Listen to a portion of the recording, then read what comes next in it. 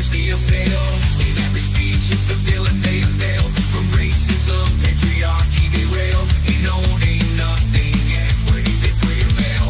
Ushering in their Marxist utopias, the end game. The turmoil strikes, they aim to overthrow the old, establish their claim. In the vision they abolish everything. They need capitalism for the pain of clever lies.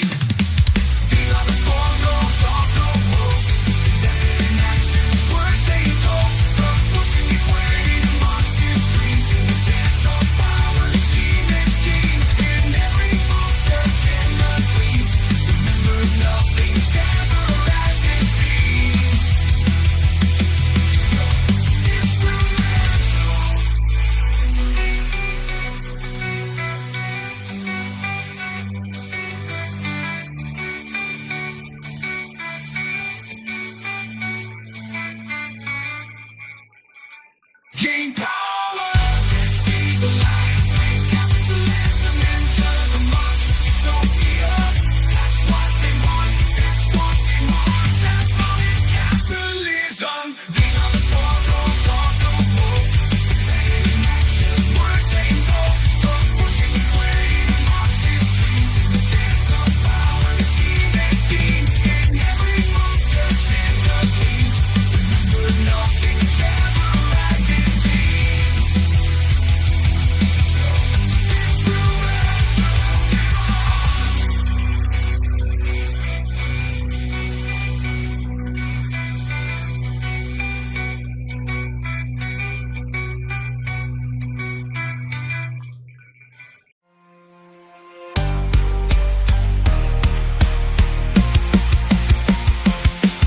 Nick Fuentes obsessed with lying to his audience. What crazy things can he get them to believe? He does it irresponsibly to pocket all that money from the mills for liberty.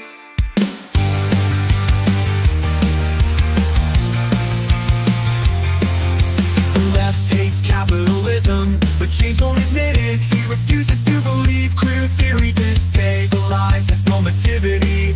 Gender binary and the nuclear family. James blocks the truth, smears people who try to show him. Creates an echo chamber for himself to reinforce his fantasy. He used to believe in something, what happened? Mills for liberty. Gnostic sex cult, building his own world. The Gnostic sex cult, unhinged from reality. Totally lost in what can we do? But mocking relentlessly. It's not a Gnostic sex cult, James. No, it's not. Stop lying to your audience. No, it's not. It's not Gnostic change. Paragraph Mary Nardini tells us queer liberation means the annihilation of capitalism. Catch up, James. Whiteness means capitalism. Queer theory hates capitalism. Whiteness means capitalism. Queer theory hates capitalism. Whiteness means capitalism. It's all about capitalism. Everyone knows it's capitalism. The socialists know it's capitalism. Wake up, James. It's capitalism. Whoa. The socialists know it's capitalism. Wake up, James. It's capitalism. It's all about capitalism. Everyone knows it's capitalism. The socialists know it's capitalism. Wake up, James, it's capitalism. It's capitalism. To pocket all that money from the mills for liberty.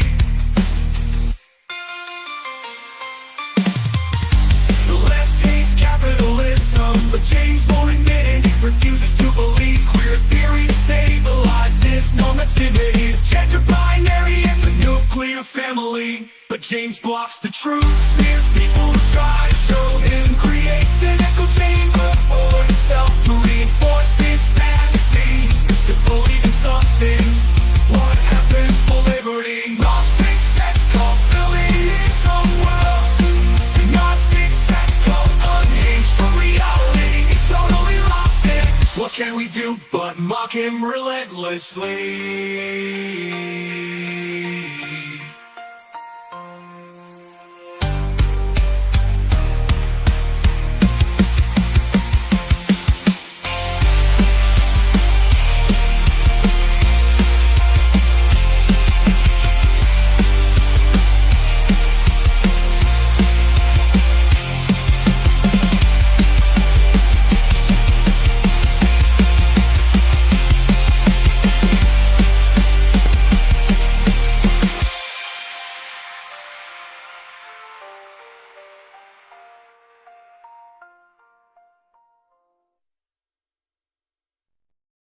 Well, hello, fellow Gnostic sex cultists. Happy Tuesday. I hope everyone's doing well. Welcome to The Cult. The Cult is a show that I stream Monday through Friday at 5 p.m. Eastern Time on YouTube, on X, the platform formerly known as Twitter, and on Rumble, where we talk about, well, different aspects of the culture war. We do deep dives into the far left, and sometimes we even dabble in, the dissident right, apparently. And so today we're actually going to be doing a twofer. It's going to be a double feature. And, Human Centipede is not wrong when he says this sounds like a nitwits, because we are going to be starting with the video that Tim Pool posted yesterday about afpac, which I saw a clip of this and I was, a little annoyed because Tim Pool was showing his IQ. That's all I'm going to say. And so I really wanted to watch this video, and I just haven't had a chance to do it yet. And I wasn't going to do it today because we're going to go back to socialism today, but we are going to do socialism today. We're going to do this video called Reflecting on Reproductive Health and Trans Rights. And this literally just got uploaded yesterday to YouTube. It only has 11 views. You guys know that I love nothing more than when I can find some obscure leftist training video that literally no one has watched because it just got uploaded to YouTube. And so we do have one of those today. Now, when the left is talking about reproductive justice, which is what they call abortion, they always do it hand in hand with trans rights, and not necessarily like in mostly focused on trans kids, if we're on like transing the kids. They speak about these issues combined into one in almost every single presentation. And so I think that's important for people to hear so they can understand the logic of why the left is doing this. What does abortion have to do with transing the kids? Well, it's all about a bodily autonomy argument. And this is one of the left's primary arguments that they use to do things like, pass abortion laws allowing for unlimited abortion up until birth. But it's also one of those things that if those abortion laws are carefully written, they also apply to giving kids medical procedures that are going to end up transing them. And the state of Ohio fell into this trap where they did a constitutional amendment about abortion. What was it? Was it the last election, I think? And the way the constitutional amendment was written was it not only allowed for unlimited abortion up until birth, it also made space for being able to basically trans kids at any age with medical intervention. And then they went back and fixed it. They had to fix it because, if you're not like, a lot of people aren't aware of the connection that the left has with this, because the left is actually really, really sneaky about it in that they don't go out and say we're writing these laws in a way that are also going to be applying to medicalizing kids, but that's what they're always doing because this is how the left thinks. All right. And so we're going to be watching this video. And the reason that I decided to combine this with the Tim Pool video is that this is only 40 minutes long. So this is actually a relatively short video. Normally when we watch woke training videos, they're usually an hour, hour and a half, sometimes 2 hours. So this one was really short. And so I thought that we could fit both of them in. So I know it's a little bit disparate. We're going to start off with complaining about Tim Pool being a moron. And then so we're basically doing this in reverse. We're having our dessert first because I feel like this might be one of those things that, draws people in. And then once I draw people in, I can unwittingly teach them about socialism and the left in a way that they may not have otherwise tuned in for. So that's what we're going to do. Yes, Sin, I agree. Tim is the king of retardia, and we're going to see that today, I think. So that is what we're going to do, guys. If you're here for it, please mount the like button for me. I would really appreciate it. If you don't feel comfortable mounting the like button, you can give the like button a high five. You can put your arm around the like button, give the like button a kiss on the cheek. Whatever you feel like doing is fine, but do something to the like button. The like button's feeling a little lonely, feeling a little unloved. It's all right. There is, per usual, a shocking disparity between the number of people watching on YouTube and the number of people who have greeted the like button on the way in the door. So I would appreciate if you guys could do that. Carlin, in case you missed my DM this morning, Lily will be going on Alex Stein tonight. What are the chances she brings up AFPAC and the Groypers? I mean, I don't know about that. I don't know. Do the Groypers like Alex Stein or hate Alex Stein? I'm not sure where the Groypers stand on Alex Stein, but you know what? Like, I did see your DM, Naruto, and thank you for sending me to that. I always appreciate you keeping me up to date with things. I don't know. Like, I don't want to give her any more attention. One of my slimes just fell off my desk.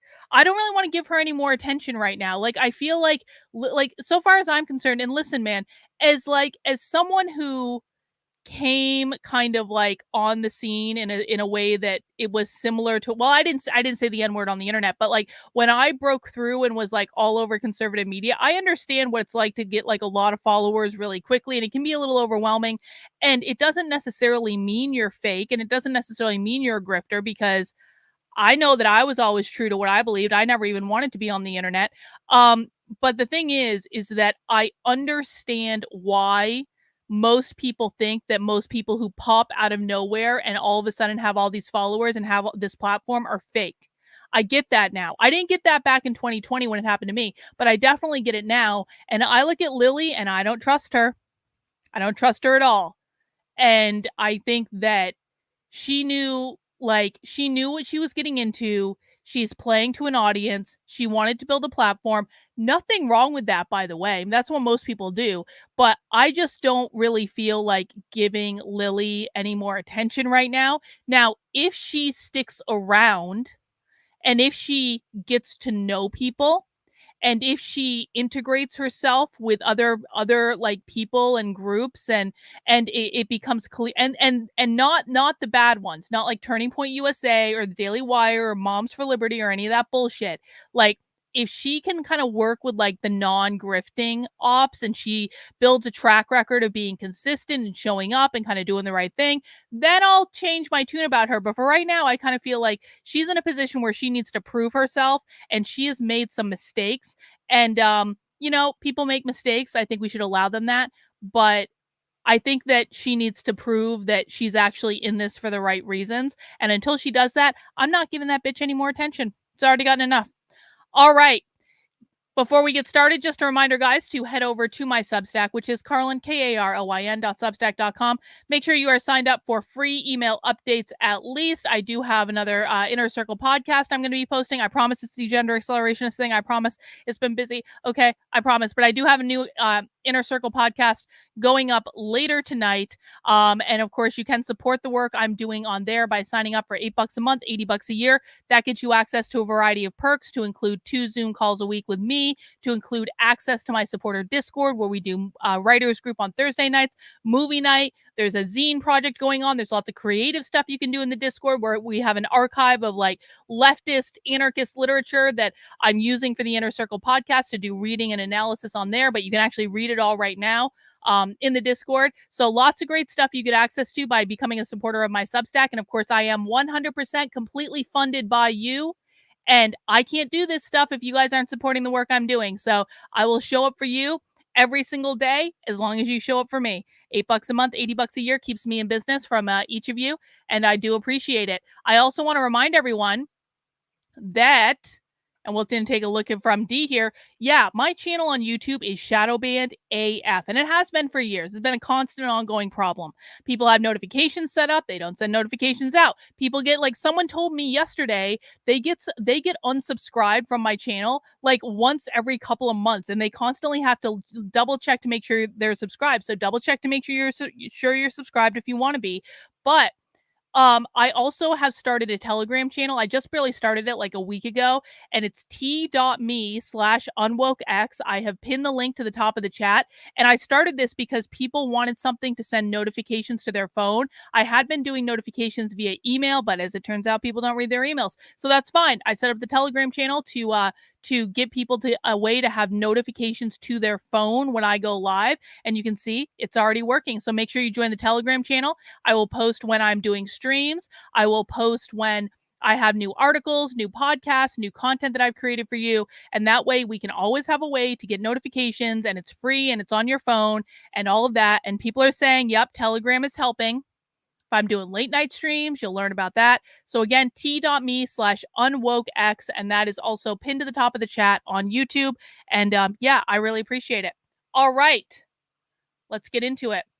We're going to start first today with Tim Pool. Has anyone watched this Tim Pool video? Anyone in the chat?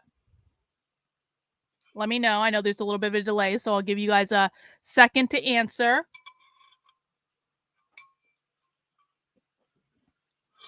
I've heard about this, but I haven't watched it yet. But the Groypers are not happy about it. I'll tell you that. Bobby started it.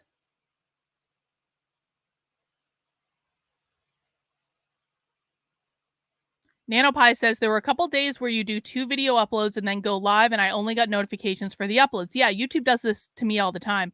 William has seen it. Chris has only seen the first 5 minutes. Nick watched it. Let's see. Yeah, you don't want to hear about Occupy Wall Street for the 1,000th time? Yeah. All right. Well, for those who don't know, maybe you're new to me, maybe you just stumbled upon me. I was actually at the afpac VIP event. I was supposed to go to afpac. Of course, afpac got canceled. And I know a little bit, so Nick was talking about on his show last night. Nick gave us a little bit more information. The venue that canceled Nick has been saying that Nick committed fraud, and because Nick was hiding his secret identity, and it was all through a third-party service, and they were trying to hide who they were really working for. Well, apparently, according to Nick went to the venue before they signed the contract. Nick introduced himself to the people running the venue. Apparently, the woman running the venue gave him a big hug. He said, "I'm Nick Fuentes, and I'm with the America First Foundation." So Nick is saying that he was physically at the venue, that he physically shook their hand and introduced himself to them. And this was all before the contract was signed. And so that's his story. And, I guess we're going to find out what the truth is, because Nick is now going to sue the venue for massively fucking up his event. And he quite frankly should, and he should get a bunch of damages and all that. And I think he feels really bad about how it all went out, especially because he does have a younger audience, and a lot of those kids paid a lot of money to be able to come to Detroit to go to the event. And so it sucks all around. The event looked like it was going to be really cool. The venue looked like it was going to be really cool. And so, they're going to have to litigate this out in the courts. But according to Nick, the story that the venue is telling is not accurate. And so I guess we'll see what happens. Bro, if you didn't want to watch it, it's literally in the thumbnail. If you don't want to watch Tim Pool, you don't have to be here. Although, to be fair, we're probably going to make fun of him quite a bit. And so you might enjoy it. Mac B, it was the venue my dad worked at, and they are woke AF. Really, Mac B, your dad works at that venue? And they're woke AF. I know we are all shocked at the revelation that the venue that canceled Nick, even though they knew who he was and they knew what organization he represented before they signed the fucking contracts, I know we're all shocked that they're woke AF. Thank you, Mac B, for your intel. All right, let's see what Tim had to say about this, and please feel free to put your comments in the chat per usual. And I will be keeping an eye on there. I'm also keeping an eye on the Rumble chat, so I can see you guys watching over on Rumble as well. Welcome. Let's see what happened. Controversy erupted over the past weekend at Turning Point USA's event in Detroit when Nick Fuentes was kicked out of the event, and we don't know why. I think Turning Point should have absolutely articulated a reason and had a reason to remove Nick. And if there wasn't one, I don't see what the problem is in having Nick attend. The video went viral. Nick Fuentes and Jake Shields walk into the Turning Point event. They're walking around. Security almost immediately comes up and says, "You can't be here," and you know why. Okay, well, I don't, and I'd like to know why TPUSA has removed Nick Fuentes. Certainly a lot of people take issues with him. A lot of people are not fans of his fan base, but I don't see why you're kicking him out. I got to be honest, and I think you should justify it. When you don't, let's just say two things. First, if you have no legitimate reason to remove Nick Fuentes, you should not.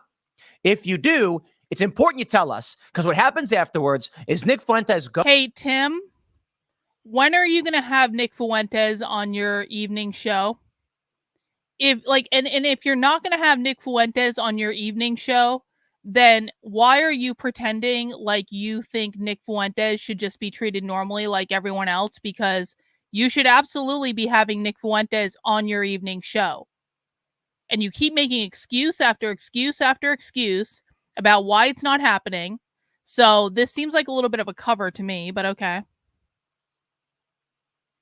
Goes outside to this massive crowd of hundreds of people, and gives his speech, and ends up getting massive attention Thank for you, it. Cozy TV. If there's a real reason to say he can't come in, you better give it, because all you're doing is actually empowering him, and maybe that's what he wants to. I don't know. Shortly after this, where the controversy gets a little bit more wild, Sneeko, prominent personality on the internet, gets his teeth chipped. One of his teeth are chipped, getting punched by a security guard. It's absolutely crazy. The America First Political Action Conference, hosted by Nick, is shut down. Now everyone's arguing as to what really happened, and the Detroit Free Press has come out to explain what is actually going on. Well, I don't think this is the most important story in the world. I do think it's interesting to talk about this bifurcation that we're seeing, and there is a growing movement. People outside of Turning Point USA's event were demanding Nick be let in. They are fans of his. My question there then is, though, why would Nick go to Turning Point USA if they don't like Turning Point USA? Why not go anywhere else? I don't quite understand.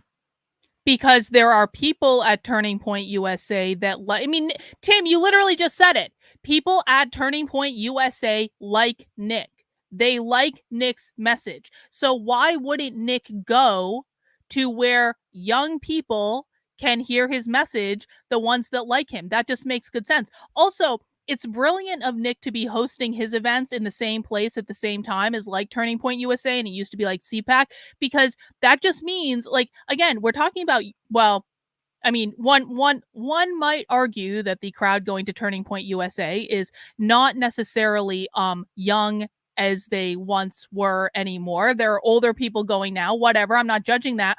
But when you're trying to target young people, like, it just makes, like, young people don't have money to always fly places and stay in hotels. And so if they're already going to this Turning Point event and you can kind of like siphon that off because they're already there anyway, that just makes good sense. It's also good just from a publicity perspective. You know, it gives Nick the opportunity to troll, to get attention online from getting kicked out of the event. It gives Nick the opportunity to make the point that Turning Point is kicking him out of the event because of his views on Israel, which is part of what is required when you're trying to wake people up. So yeah, Tim, it actually makes sense on like several different levels about why Nick would want to have his event in the same place as Turning Point at the same time.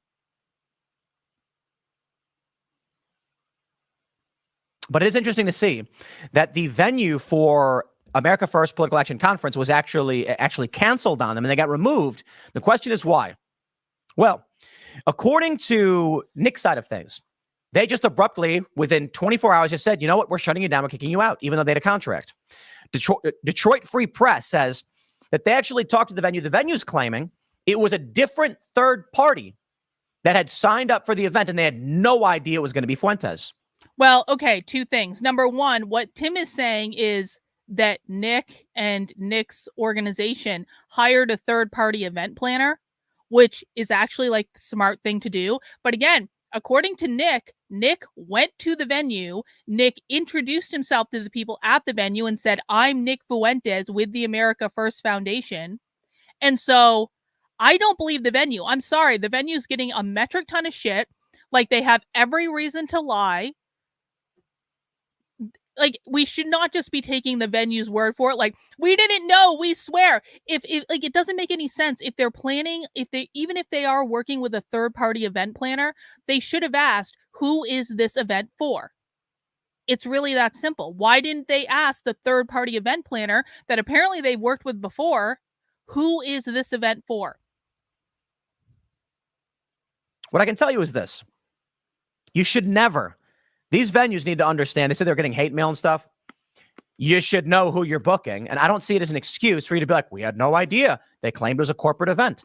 Every venue I've booked at, they always ask who's going to be attending, who's the roster, what's your insurance. Exactly. So I got to be honest, I don't buy this. I don't. Exactly. I think they knew who they were booking. They had no problem. Okay, so perhaps I have to be fair. I call balls and strikes. Perhaps Tim is slightly less retarded than I assessed at the beginning of the video. So we have to give him credit where credit is due. He's right about this. Booking Nick Fuentes. And then as soon as they realized they were getting attacked, they said, pull the plug. You want to know why I think so? I'm biased, but it's happened to us. We go to book venues, and they say, who's being booked? They don't just go, corporate event, you're good to go. Exactly. I've never experienced that.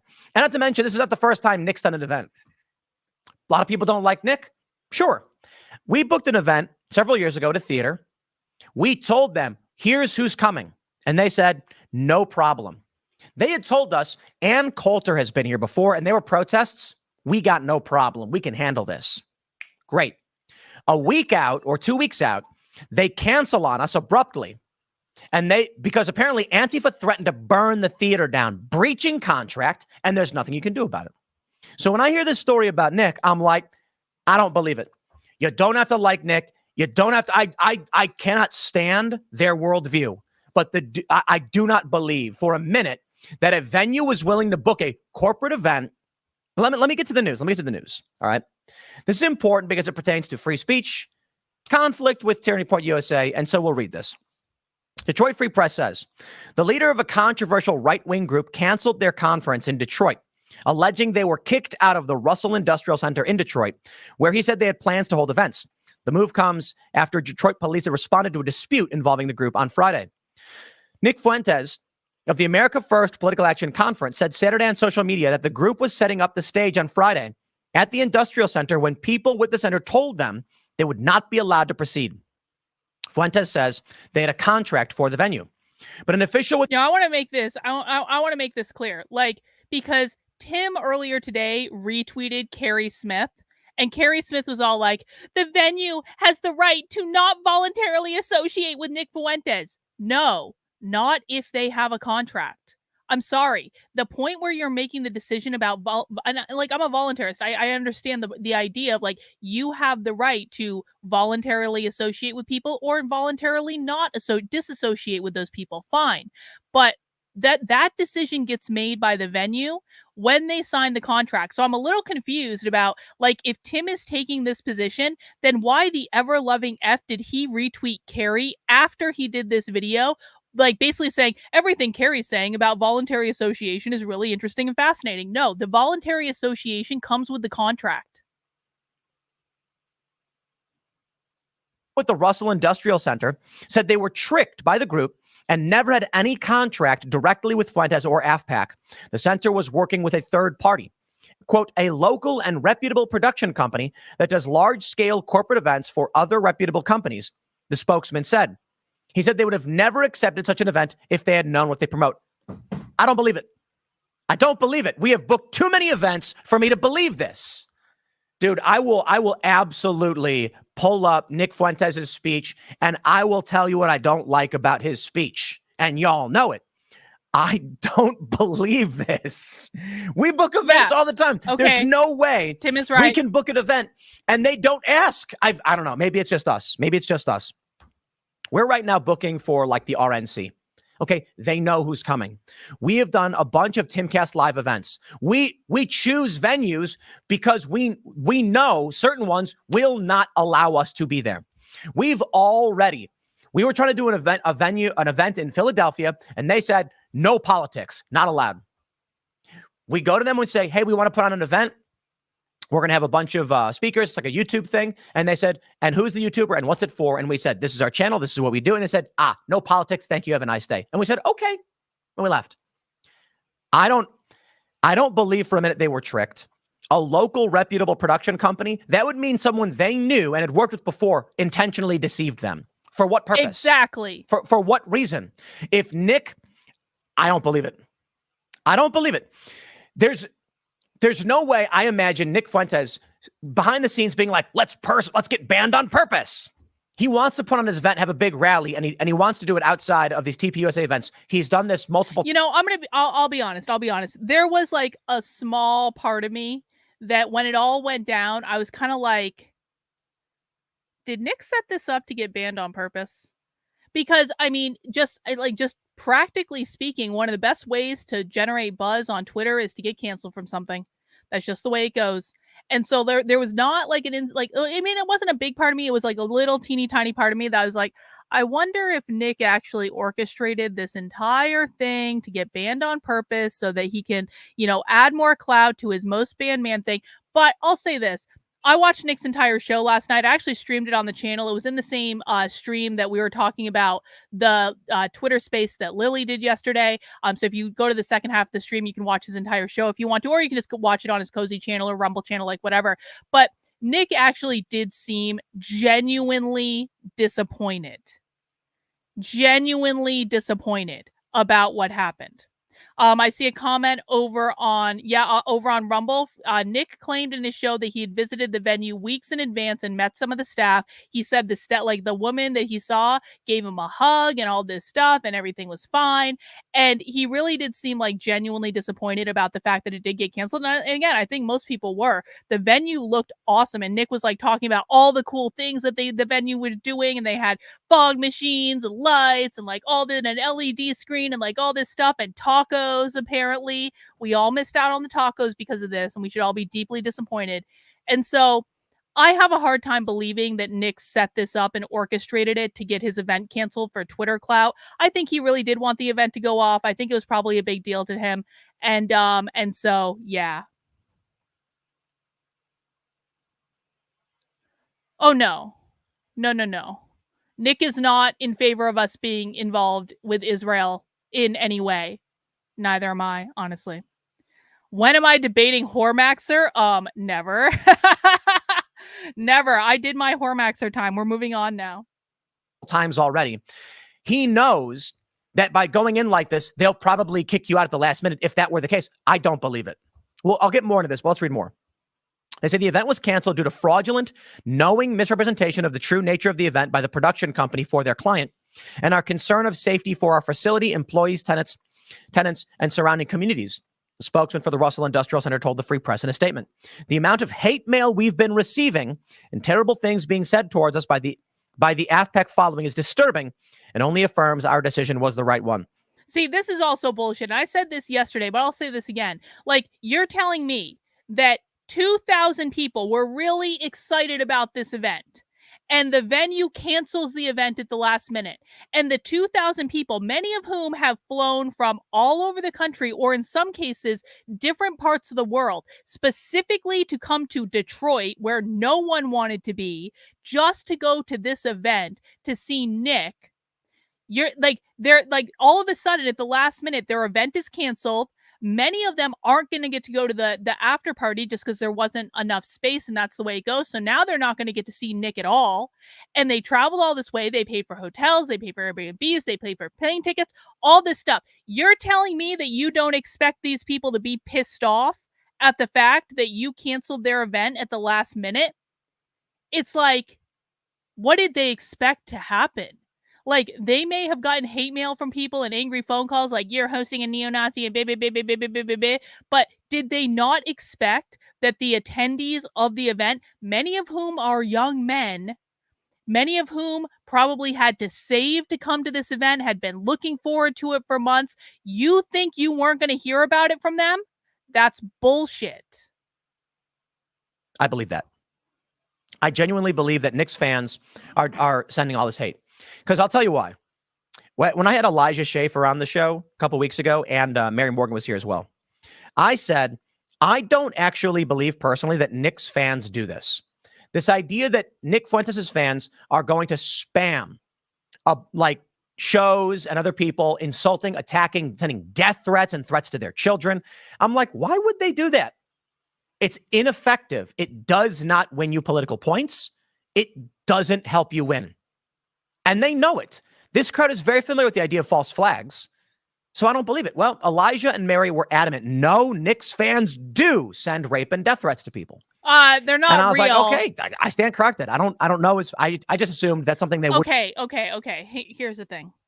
I like so Morgan Ariel is one of the like e-girls that got invited to Nick's event, and like after she got it, and I don't know anything about her, and like some people swears that Morgan Ariel is awesome. Like I don't have a judgment on the girl either way.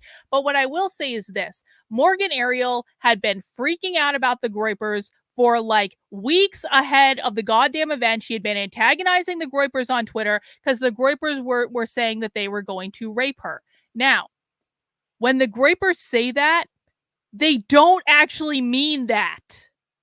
It's like a Groyper culture thing, and I know that some people might find it distasteful, and I understand it. And as a woman who has actually in real life had that happen to her, like I really do get it. I get it. But I slid into Morgan Ariel's DMs at one point. She was freaking out on the Groypers, and I had to explain to her. I was like, when they say they're going to rape you, they don't actually mean they're going to rape you. It's just like it's teasing, it's banter. And again, I understand why people might find it distasteful, but these are young men who go out of their way to test the bounds of free speech, who go out of their way to make the inappropriate joke just to prove that they can make the inappropriate joke. It's something they have fun with. And when you actually, we're like, it's fucking locker room talk. This is what it is. It's locker room talk on a young level. And once you understand what's going on, it can be pretty fucking hilarious, if I'm honest about it. And again, I understand this is not anyone's cup of tea. And guess what? If you insult me on my channel, you get instantly banned. So you can say that if you want, and now you're getting a timeout. You do it again, you're going to get instantly banned. Guys, I have 2 rules on my channel for new audience members. Number 1, don't be a dick. Do not insult me. Do not insult other people in the chat. You can insult anyone that's not here. I don't care about people who are not here, but you will not insult me. You will not insult other people in the chat. Number 2, no whining. I don't want to hear it. I don't have kids for a reason. I certainly don't want to hear whining from you. Back to this. Does Nick's audience actually mean that they're going to rape anyone? No. They're just being stupid kids on the internet. That's all it is. And no one's actually in danger. No one's going to do anything. And here's the thing. And this took me a while to understand. There are a lot of people online, a lot of anonymous accounts online who pretend to be Groypers, who say things that are outlandish and honestly like really hateful things. But they're not actually Groypers. They're just pretending to be Groypers to cause problems and to damage Nick's reputation. And it takes you a minute to be able to understand the difference between who are the actual Groypers, because you do get to know them after a while. And I feel like I'm in a much better, like I know them much more now than I did back in October when I first started really interacting with them. Like, it takes you a minute to be able to differentiate between here are actual Groypers, actual fans of Nick, and here are people who are pretending to be Groypers by saying just really hateful and wrong things because they're trying to damage Nick and the Groypers' reputation. And that is a real thing. Yeah. They're like a bunch of the Groypers literally went to Catholic Mass on Sunday. I saw the pictures from the church. So they are, like, for all their faults, for all of their locker room humor, they are actually good. They're good guys. And again, they treated me very well when I was there. I felt very taken care of. I even felt protected by them. Like I knew like no one's gonna mess with me. Like I understood. And like it was just it was a good place to be. And so people just need to look like this is just they have their own in-group culture.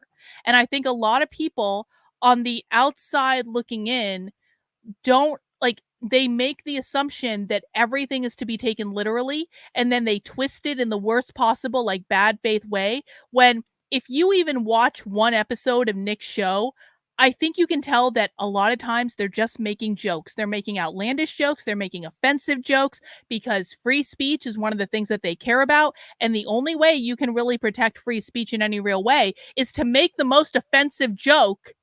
And just to prove the point that you can make the offensive joke, to say the most offensive word, just to make the point that you can say the most offensive word. Wouldn't want to do. Because I've heard Nick tell his fans before to stop doing things like that. But if that's the case, then Nick doesn't have control of what his fans do. I get it. So if they say they're getting hate and threats, I'm assuming it's true at this point. That being said, it's probably due to the fact that they canceled a contract that was legit. True. I just do not see a reality where the simple answer is Nick went to this production company and said, we want to intentionally get banned to generate attention. I don't see that happening.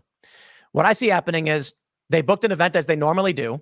The venue either failed to do their due diligence in asking who the event was for, and then found at the last minute. Here's what I think. I think they didn't care.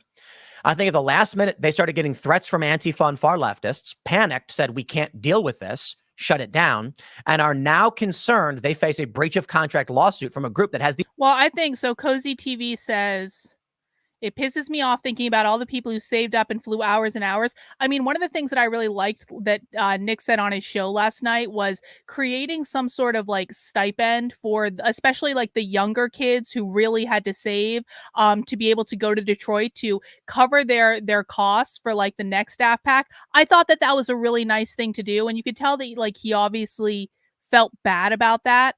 But I thought that was actually a really sweet gesture because it does suck for them, you know? The ability to sue them and will. So they're claiming it was misrepresentation.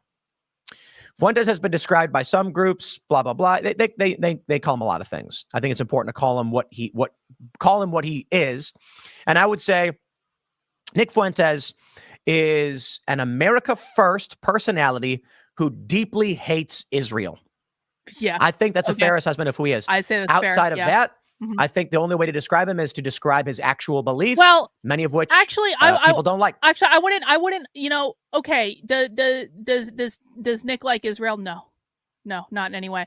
But like, I don't actually think that Tim's characterization is 100% fair. Because I think like if I were to characterize Nick, I would say he's an America First, advocate that deeply loves America, not that deeply hates Israel, that deeply loves America. And I think that the whole thing with Israel is Nick is tired of seeing Israel put ahead of America. That's the thing. It's not like a deep-seated hatred for anyone that's Jewish. I mean, and like, people might like not, I like, you might not understand like the distinction between that. Okay, I get it. But like, Nick doesn't like that foreign policy is towards Israel, that puts Israel ahead of America. That's what being America First means. And he believes that like, that Zionists, advocates for Israel have way too much power in our government. We're sending them billions and billions of dollars. Also that they have control over institutions in the United States, like entertainment, like colleges and universities, stuff like that. That's what he doesn't like. But I think it's just a teeny bit unfair of Tim to say that everything Nick does is stemming from some deep-seated hatred of Israel. I really don't think Nick hates anyone or anything. He wants America to be put first. He wants America's interest to be put first. And he doesn't think that the influence of a foreign government should take priority over the people in this country. And if Gripers have any opinions about what I just said, let me know. Let me know what your characterization of Nick is. Many of which people clearly do like. I'm personally not a fan of the guy, but I don't think that matters. There's a lot of people I'm not a fan of. I just got to be honest. I saw the story about the venue canceling, and I'm triggered because I'm like, they've done it to us. I don't believe it. I don't believe it. Detroit police said we did not shut the event down. Police from the 3rd Precinct did respond. They stood by. Hearn said it was a dispute between the Russell Industrial Center and the group leasing the space. The spokesman for the center praised the actions of Detroit police. The Russell Industrial Center spokesman added before the event, we were told when booking the event was a private, high-class corporate event with a seated dinner and some keynote speakers. The production company also had us downsize our normal security protocols as they kept ensuring this was a corporate event with all professional corporate attendees. I don't buy it for 2 seconds. They always ask us. They say, which corporation? So this would imply that this booking company had this like plan to like, look, Russell Industrial Center, if this is true, didn't do their due diligence and it's still their fault. And if they did, now they're lying. So pick one. They knew me too, it bro. was Fuentes and are panicking now from the backlash and lying about it, or they didn't do their due diligence and got mad about it later. I don't buy it. I think they knew. Fuentes posted a photo on X of what appeared to be himself inside a center on Friday with some police officers near him, saying, "Yesterday we finished setting up our stage, and then the venue called the cops to kick us out 24 hours before the event. It would have been our biggest yet with around 2,000 attendees." I'm just going to say it one more time because I have to say it. We did an event. We had booked a year in advance. They knew who we were. They knew the speakers. We had talked to them about this. And at the last minute, they claimed that they were unaware. At the last minute, they canceled and said, "We had any idea that this person was coming to speak, we wouldn't have allowed it." And we were like, "Are you kidding?" We gave them a list of all our speakers. Absolute BS.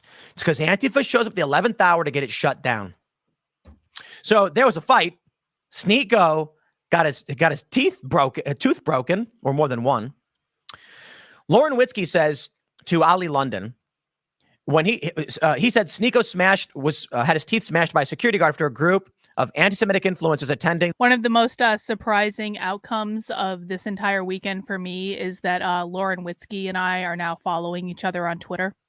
For those who don't know the lore of Lauren Witzke and I, after the 2020 election, it was like a couple days after the 2020 election, Lauren Witzke, who was then she was the Senate candidate in Delaware. Lauren Witzke called for the deportation of my husband specifically on Twitter to 70,000 followers. You can imagine that I was not exactly pleased about the fact that Lauren Witzke called for the deportation of my husband on Twitter. And so, I did exactly what you can expect that I did. And Lauren Witzke and I got into a big ass fight. And then I blocked Lauren Witzke. And then like a month later, Elijah Schaffer had Lauren Witzke and I on his show along with Blair White and John Doyle. And we were supposed to be debating LGBT in the MAGA movement. This was right after Biden took office. And I had actually gone and registered as a Republican just to piss off Lauren Witzke, because one of the things that she had tweeted today, "You're never going to be a Republican, Carlin." And I was like, "Oh yeah, watch me." And I went down to Town Hall, which is like 10-minute walk away from my house. And I registered as a Republican. I was like, "Ha ha, Lauren, see." And she got pissed off at me. And then she started calling me Dr. Carl. And then I gently reminded Lauren that I was married and that she was a spinster. And I guess she's married now, so, congrats for that. But at the time she was single. And so I gently reminded Lauren in that debate with Elijah Schaffer that I was married and she wasn't. And then I broke Lauren Witzke for like 3 days after that. She was complaining about me for several days afterwards. And then I never really thought about her again because I had blocked her on Twitter and I had moved on with life. Well, hell has frozen over. Lauren Witzke, Lauren Witzke's husband came up to me at the event and he seemed like a nice enough guy. And he said that Lauren wanted to take a picture with me to be able to post on Twitter and tag Blair White in it and to say Carlin got to afpac before Blair White and to use Blair White's legal name, which is not Blair. And so I actually thought that was kind of hilarious. So after afpac, I unblocked Lauren Witzke on Twitter and I sent her a DM and I said, "I heard we had a missed opportunity of taking a photo." And she laughed and she said, "We're so glad you could have joined. You joined us at the event." And she followed me on Twitter. So I don't know what's going on, but Lauren Witzke and I have some sort of truce, and I hope it stays that way. I just don't want any bullshit. I don't want any nonsense in my feed. I don't want any calls to deport my husband. All right? Let's just be cool, man. Let's just be cool. The now canceled afpac refused to leave a Detroit bar. Lauren says this is not what happened at all. "We booked and paid for the venue outright. The venue was made well aware of who we are despite the way they made things appear. The security team with zero impulse control got triggered by one of the speeches, turned on loud music, and started assaulting our production staff and attendees who were behind the audio booth and in the crowd. You want to make us look..." Well, to be fair, the Groypers started chanting, "Whites, whites, whites, whites." The black security guards did not like that at all. And I don't condone that. I don't like the race stuff. I disavow all the race stuff. But it was kind of hilarious. Bad, so I get why would you lie, but the chaos was caused on their end, not ours. What I can say is the video of the fight someone hits the hat off the security guard and then he just dive bombs Sneeko. Yeah, I don't look, don't hit someone's hat off their head, but I don't think having your hat flicked is cause to jump smash somebody in the face. And I will tell you this, because they got that viral video they post all the time of that dude pulling my hat off, and I turned around and threatened to smash his teeth in, but I did not. And that's the point. Like, people are like, haha, you got triggered. I know, but I didn't hit the guy. I just got mad. Things happen. Security guard shouldn't have done it.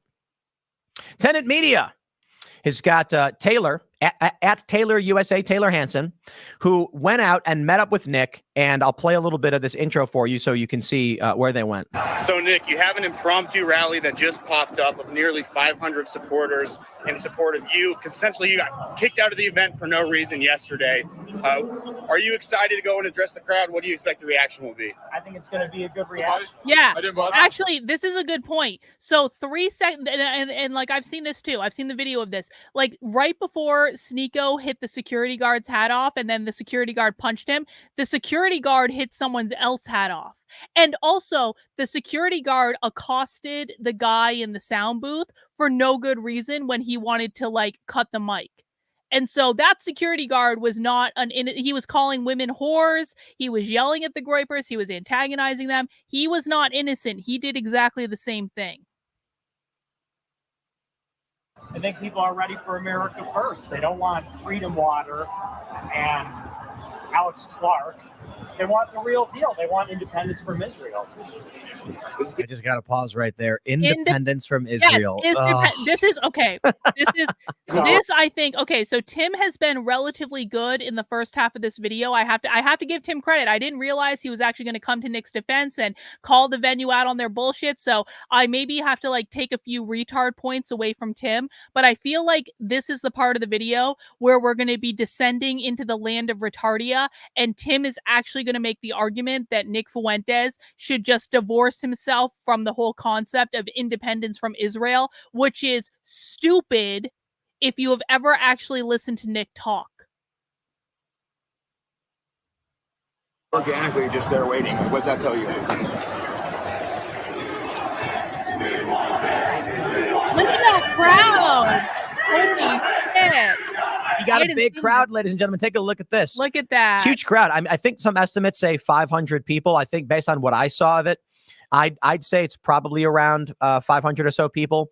Here's they were chanting Christ is King and Groiper and things like that. Let me tell you about what I think of these here fellows politics.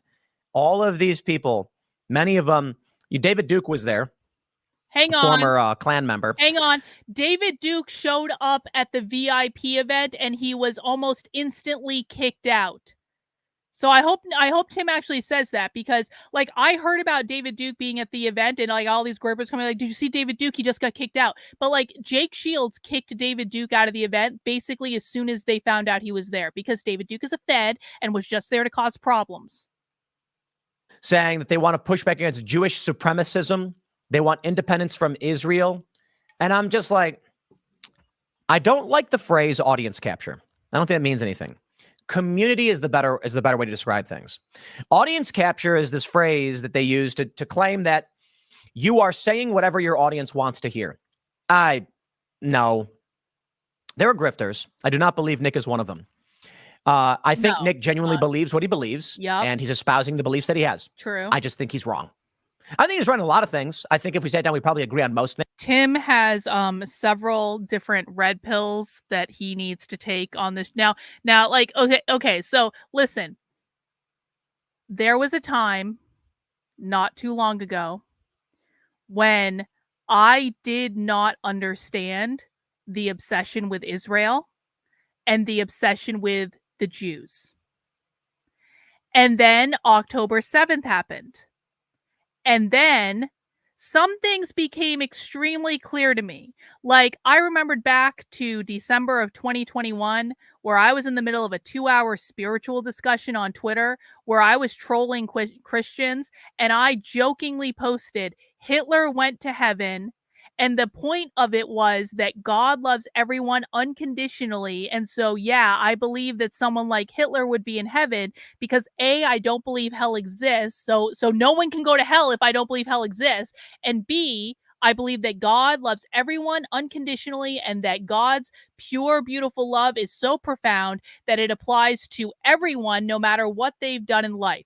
And I was so massively canceled for that fucking tweet. I had never said anything against Israel in my life. I had never said anything against Jewish people in my life. I was in the middle of a nuanced spiritual discussion where I was trolling people. I didn't say that Hitler was good. I didn't say that the Holocaust didn't happen. I didn't say any of those fucking things. But I was massively canceled for this tweet. And really, after October 7th, I kind of remembered back to that and I was like, you know, that was a little disproportional. What happened to me? Just a smidge. And it was like all of a sudden, all these people who I had had fine relationships with before I sent that tweet, all of a sudden, they were nowhere to be found. And I was like, really? You don't understand? Like, I was stupid and naive at this point. I was like, you really don't understand the point I was making? But everything is a blessing in disguise. And, you know, sometimes things like that allow you to move on from people who you really don't want in your life anyway. And so that was kind of how I took it. And I just kind of moved on and did my thing, and like, whatever. So fast forward a couple years and October 7th happens.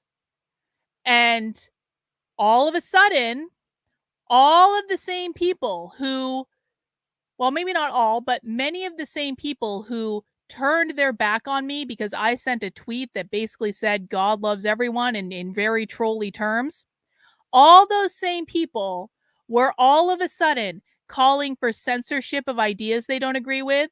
They were calling for the censorship of free speech that they didn't agree with. They were, like Dave Rubin, calling people's jobs, calling Tim Pool, saying people that work for you are not pro-Israel enough, and they seem to be a little pro-terrorism, and maybe they shouldn't work for you anymore.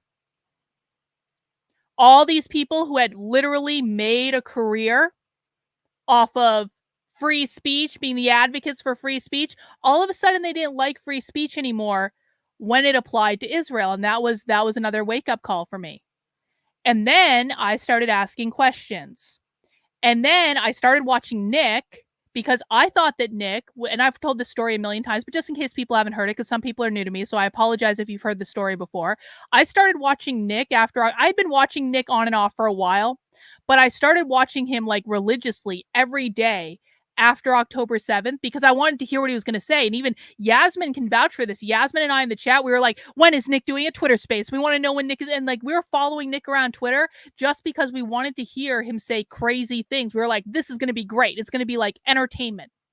Well, I listened to almost everything Nick publicly said for a while after October 7th, and he wasn't being hateful, and he wasn't calling for the annihilation of Israel, and he wasn't calling for the genocide of the Jews, and he was doing some of the most nuanced commentary about the situation in the Middle East on the internet, and I was like, what the fuck is even happening right now? The Daily Wire's losing their mind. Ben Shapiro's lying to people. Dave Rubin is trying to get people fired for speech that he disagrees with. And Nick Fuentes is all of a sudden the voice of goddamn reason on the internet. What the fuck is going on? And so then I started asking some more questions. And you know what? Whatever. I'll just say it. So I know that the Groypers don't like big tech, who has a sordid history with Nick. And if you don't know who he is, don't worry about it. But what I will say is that big tech and I have had many conversations since then. And he has red-pilled me on a lot of things that I did not understand before. So while I appreciate that you guys may not like him because you believe he's a traitor to Nick, like, I actually appreciate the time that he took to talk to me privately about a lot of things, to show me a lot of things, to what, and like, and there were times when he like basically had to beat it into my head to get me to see the things that I needed to see to understand. And so That took a minute. I'm not going to lie. And so I guess what I'm saying is, this is a very long-winded way of saying that I understand that Tim Pool doesn't see what many of us see. But maybe he will someday, but right now he doesn't. And I'm not suggesting that I don't hate anyone. I don't care if people are Jewish. I'm an individualist. I'm not going to judge people by like their group like affiliations and all that stuff.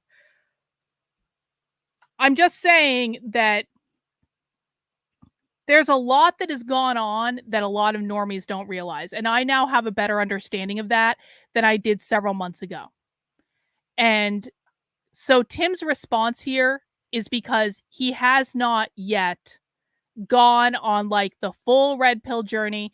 And I'm going to be honest, man, like it is, it is an epic mind fuck like I have never experienced in my life. And so I can understand why there are people that don't want to even broach some of these subjects because it's going to fuck you up.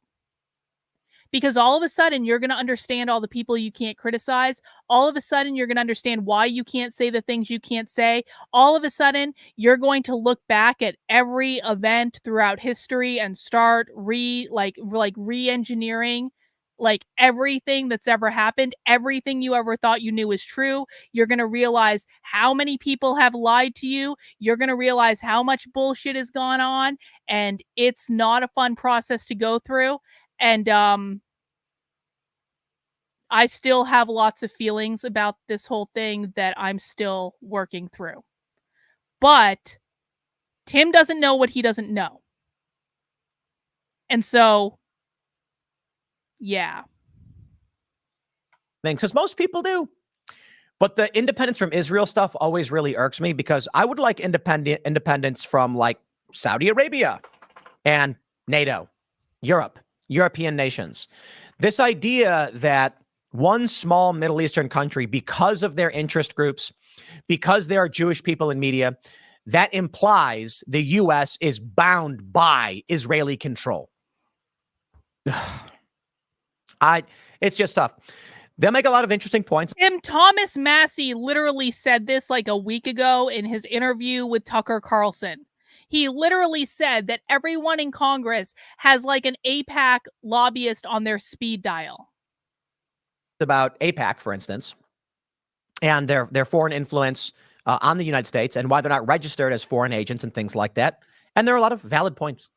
And then I say, Saudi Arabia, with massive oil production, actually dictates to the United States what we should do and when we should do it. The U.S. is embroiled in the Yemeni crisis, a humanitarian crisis where 100,000+ people have already died in the past several years. Hang on. It's a very important question. Did I get to meet Wurzelroot? Yes. I did meet Wurzelroot, and he was avoiding me all night, but then I went to an Airbnb where a bunch of the Grapers were hanging out, and Wurzelroot showed up, and so Wurzelroot had to kind of confront me because he walked out of a door, and I was standing right there, and what he had been doing all night at the club was like, if Wurzelroot made eye contact with me, he'd turn and walk in the other direction. But I did get to meet him, and we did talk. And listen, man, I'll say this about Wurzelroot. I kind of want to just let bygones be bygones with all the shit that happened before afpac. I feel like this was like a really good bonding event for people that maybe we've had beef before. Like, I don't really I'm in an emotional place right now where I don't feel like fighting on the internet anymore. I just don't feel like it. And if we can just agree to disagree and not fight anymore, I'm cool. What I will say about Wurzelroot is he is not actually as fat as I thought he would be in real life. And I thought his suit was okay. I thought the suit looked very dapper, and he was very nice to me. And so, bygones are bygones.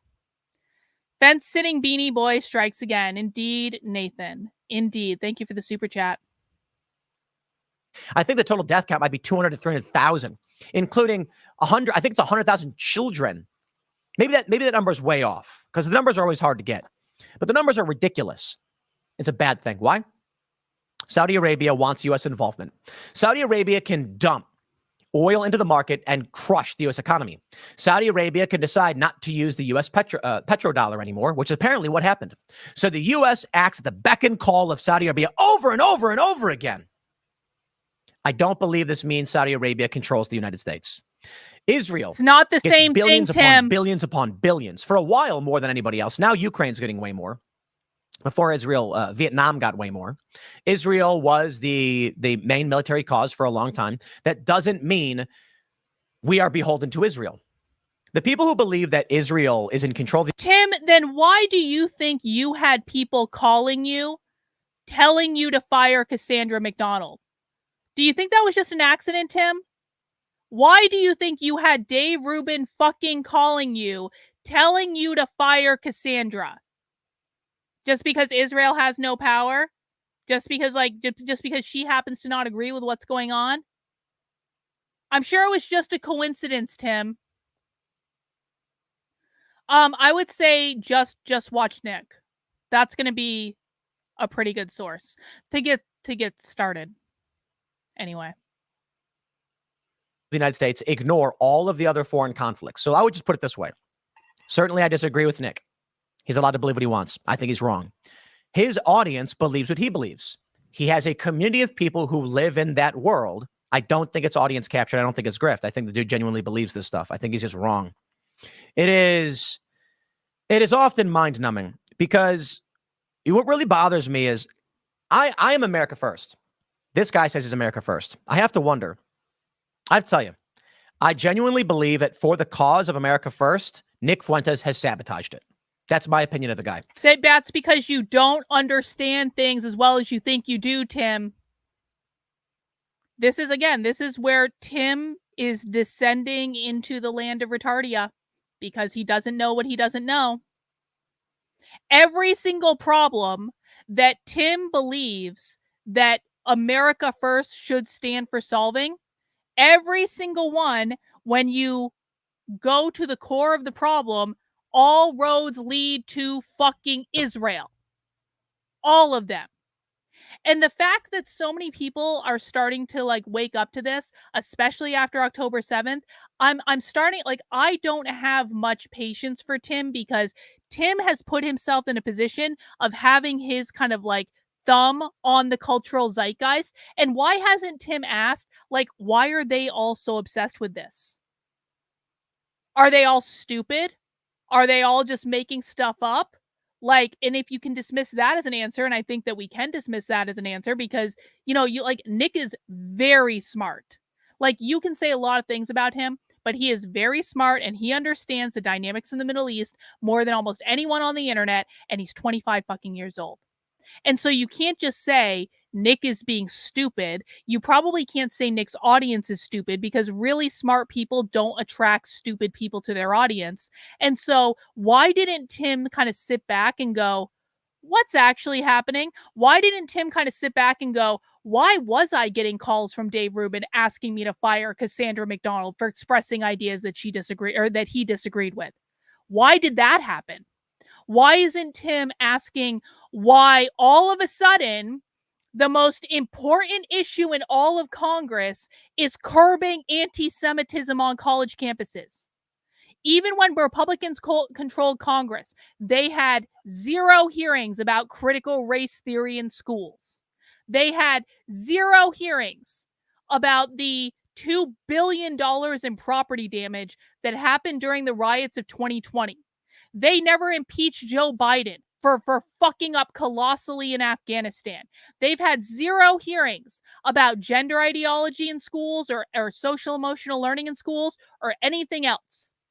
We have watched multiple days worth of fucking hearings on this channel about the scourge of anti-Semitism on college campuses because a bunch of students set up some fucking tents and then said from the river to the sea, Palestine will be free, which also, by the way, they had to pass a fucking law in Congress saying that if you say from the river to the sea, Palestine will be free, you are officially an anti-Semite.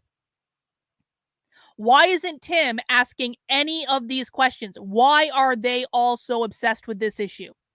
Why does this issue take priority over everything else? Because it is the root fucking cause of all of the problems that Tim is about to list under what he believes America First should be tackling. Got a super chat from Sin. Red pill journeys happen over your entire lifetime if you keep your eyes open. I think I've been on 3, sending you good vibes for the next one. Yeah, I really hope there are no other doors that I have to open. I hope I've made my way to the end. I feel like I have a pretty good sense of it, and anything else maybe is just like too traumatic and I don't want to know anymore. I don't want to know. He should be allowed to speak. He shouldn't be kicked out of conferences. They shouldn't boot him from his events. None of that stuff. I think those ideas need to be challenged, and I will challenge it right here, right now. We invited Nick on the Culture War show to talk about Donald Trump with Laura Loomer, and of course with me. He declined. He keeps saying that we're dancing around. Nick doesn't want to go on the Culture War show. He wants to go on the evening show. Why aren't you having him on the evening show? He's got more than enough clout to appear on your evening show. So why isn't he going on? Want to book him? Absolutely not true. There are a lot of people who book the guy, and we do it the best way we can. He's been on podcasts, a few podcasts recently, where they just happen to have not uploaded them to YouTube, because we all know exactly what the game is and what the deal is with Nick's ideas. So, Tim, what if you did a Rumble exclusive interview with Nick? Because again, and I've asked this question before about Tim in regards to Nick specifically, Tim has been complaining about the fact that he has to follow the YouTube rules because his Rumble presence isn't big enough and they don't have an alternative, and so he can't lose his YouTube channel, blah, blah, blah. Okay, fine. Why not make it a Rumble exclusive to have Nick on? Why can't he do that? Why just for one night do Timcast IRL, Nick Fuentes fucking exclusive on Rumble? It would be like the biggest stream on fucking Rumble, like by far. It would be probably bigger than any stream Tim has done on YouTube. So don't tell me that you just, Tim, it's just impossible for you to get around this YouTube barrier for one fucking night. If you're scared of what the kid is going to say, just do a Rumble exclusive. Things he says and the community guidelines on many of these platforms. I offered Nick to come on to our Tenet Media show, the Culture War show, on YouTube live. He doesn't want to. He don't want to do it. I got no beef. He doesn't have to do it. He owes me nothing. But I'll say this. I don't want to fund Israel. I don't want to spend $60 billion, $100 billion. I don't want to spend $1 on Israel. I don't want to spend any money on Saudi Arabia. I don't want to spend any money on Ukraine. I don't want to spend any money on Japan or even South Korea. My joke is that, because people will be like, we should defund Ukraine. And they go, what about Israel? Oh, well, Israel's different. So my joke is that because I'm part Korean, I'll be like, no, South Korea's different. No, I don't care about South Korea either. Fun place, cool place. But I don't know why, and they've not justified to us why, our labor is funding all of this. Petrodollar, American hegemonic power. Dude, secure our borders, get us some good jobs, and let us live on a farm with some chickens. I don't need to live in a country that is the world police. So I believe in this country, its founding, and I think we're wasting money on foreign excursions. Here's the problem. When Nick Fuentes says independence from Israel, I assure you the average person believes that's ridiculous. They have their audience. The average person likes Israel. They do not agree with Nick Fuentes on this one. So what? Tim talked about audience capture earlier in the show. Tim is literally advocating for audience capture right now. He's literally saying, well, you should be saying whatever is going to resonate with normal people. That is not what Nick Fuentes does, Tim. That is not the point of the entire thing. And basically, Tim seems to be just really pissed off that Nick Fuentes is better at branding and captured a brand that Tim Pool wants to define. The big issue is that a lot of Christians and a lot of evangelicals want us to help Israel because of the Holy Land. Regardless, my attitude is this. My guy. I'm trying to go to people and say, America first. And the first thing that pops in their minds is Nick Fuentes hates Israel. What does that have? Then maybe someone should be asking why. Why is it that Tim perpetually insists on appealing to the lowest common fucking denominator of people who don't express the slightest bit of intellectual curiosity? Do you think that Nick Fuentes just woke up one day and stubbed his fucking toe and was like, God damn it was the Jews' fault? No. That's not what happened. There is a logic behind what he is doing and why he's doing it. And if Tim would put on his big boy pants and invite Nick on the evening show and do a Rumble exclusive if he has to, then Nick would be able to walk him through explicitly why he thinks what he does. Thank you for the super chat, Carlin. I really appreciate your consistent logic. It's a rare gift. It's because I was trained as a psychologist. I learned how to detach my personal feelings from just reality. But I appreciate it. Have to do with us securing our borders, bringing jobs back, getting rid of people like Joe Biden, getting accountability for the corruption, cleaning up our streets. No idea. Literally all of that has to do with Israel, and Nick could explain that to Tim in like less than 10 minutes if Tim would actually have a conversation with him. No idea. I believe, whether intentionally or not, it is sabotaging the idea of America First. They take the name, they take the brand, and they taint it. They poison the well. That's why a lot of people accuse him of being a Fed. Tim. I don't know about all that. What I can tell you is there's a lot of people who aren't going to say America First because Nick Fuentes certainly is the most famous person pushing that message. Now, I do get it. Donald Trump pushes that message too, but Nick has run this brand. And so what happens is a lot of people are going to begin to associate America First with strict anti-Israel policy. Good. I don't care about Israel. I don't want to fund Israel.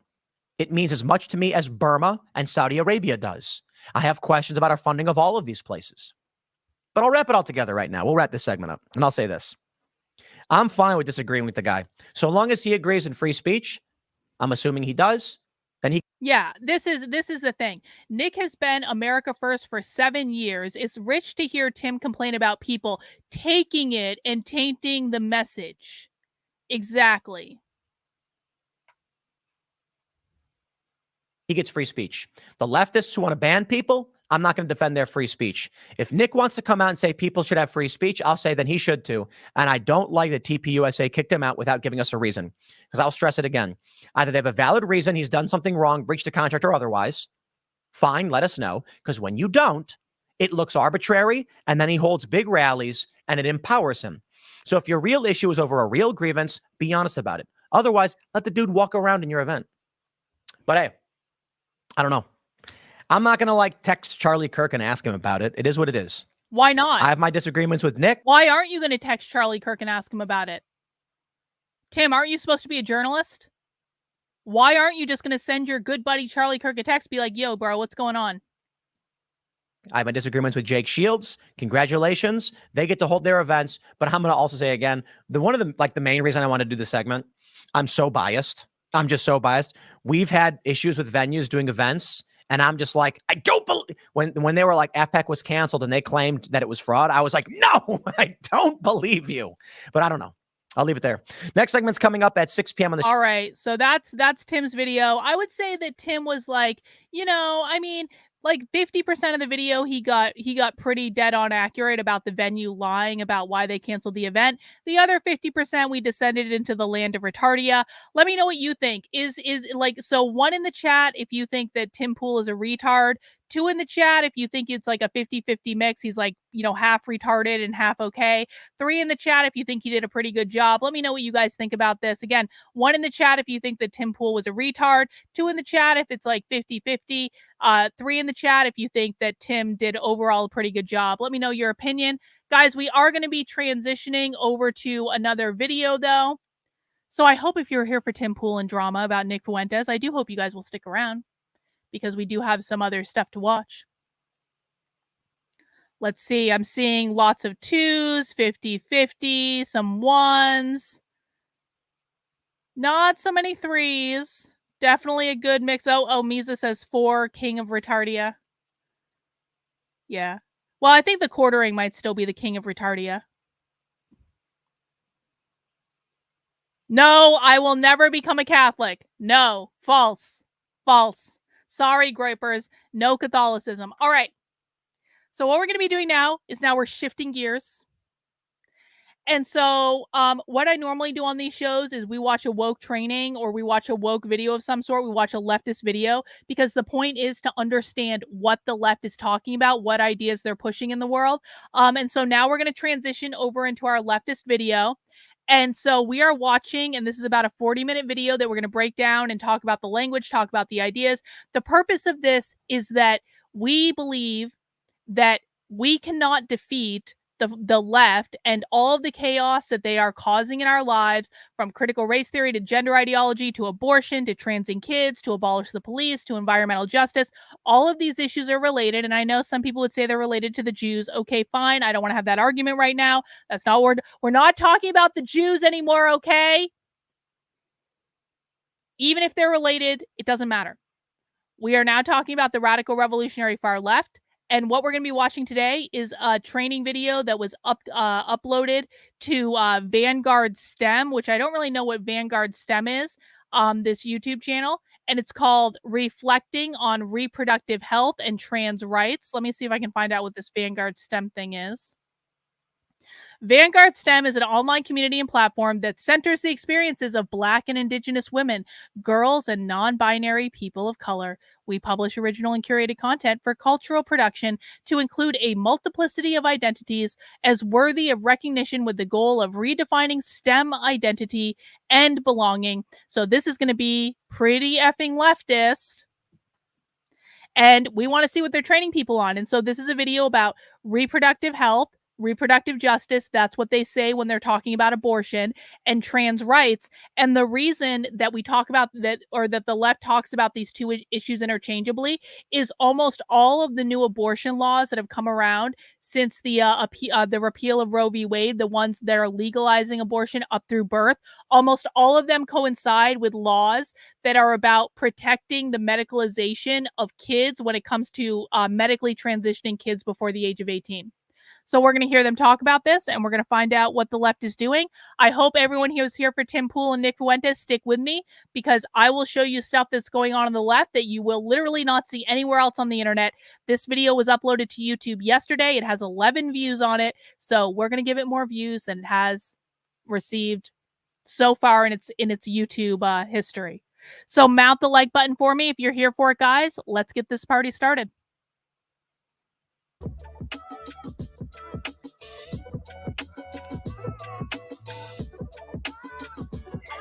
Welcome back to another episode of On the Vanguard. Look at that. As set. usual, I'm your host, Thank Dr. you. Anika Harriet, and today I'm joined by... Hi, I'm Marie Skuris. I use they, them pronouns. They, them. Marie's here joining us today. We're going to be talking about reproductive Thank health you, Reagan. in our communities. Marie, can you tell me a little bit about yourself? So this is your first time on the Vanguard. Super excited to have you here, but our audience may not know very much about you. Can you tell me a little about yourself? Definitely. Yeah. So I'm non-binary. I am half Chinese and half Greek. So, mixed. And I'm bisexual. I have a dog named Effie, and she is the light of my life. Love that for you. Love that for you. So yeah, today we're going to be talking about reproductive health. It's a very, some would call it a hot topic right now because of all of the various legislation that's going on. But really here at Vanguard STEM, I see part of our mission, especially with On the Vanguard, to inform and mobilize our community, to empower them to be able to advocate for themselves in whatever capacity that might be. And I think that reproductive health is a place that not only our communities have historical... Pop quiz for the chat. So Peter says non-binary, extra marginalized. Pop quiz for the chat. Why would someone choose the identity of non-binary over like trans? What's the difference between non-binary and trans?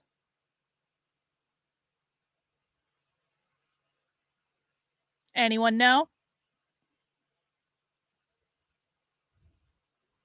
Ah, yes.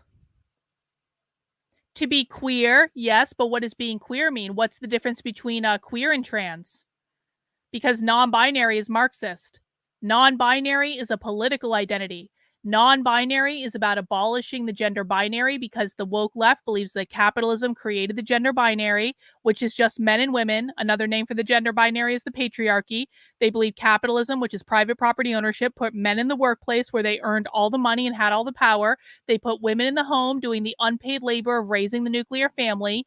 And the goal of the left is literally to create a genderless society where everyone is non-binary. They want to get rid of the concepts of men and women entirely. Gender is fluid, gender can change, all this stuff.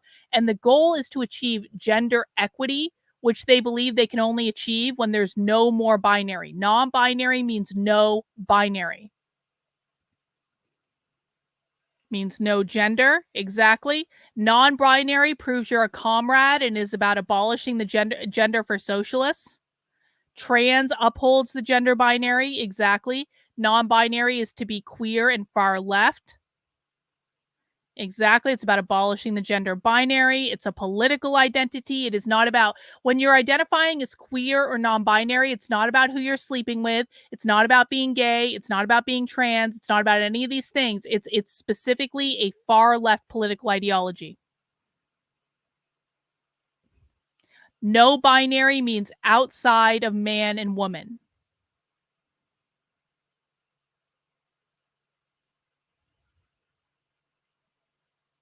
Historically, had as like a large issue amongst us, but also right now is a place where folks need to be able to advocate for themselves and maybe be more informed to advocate for one another.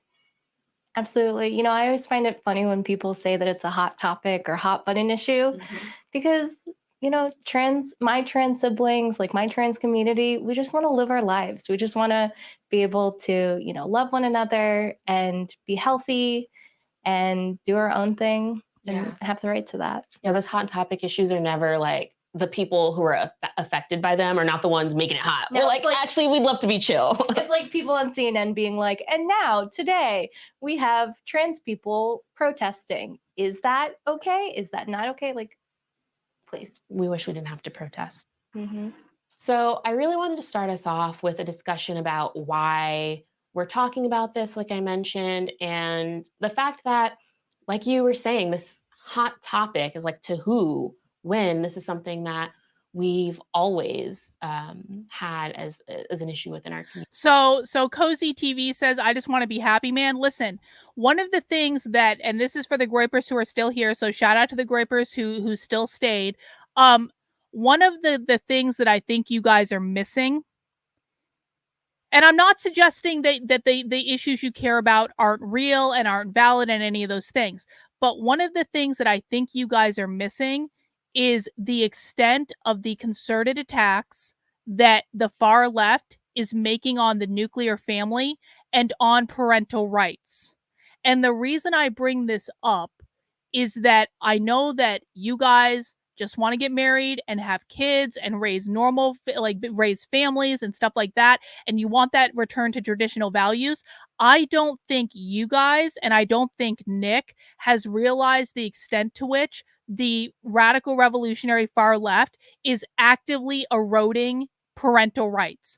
And this is going to be the issue that makes all other issues moot. So while I understand why you guys care about the things that you do, they are actively fucking with your ability right now in a way that will impact you in this lifetime, that will impact your ability to raise your kids the way you want. They are actively fucking with that right now. Like, Nick lives in Chicago.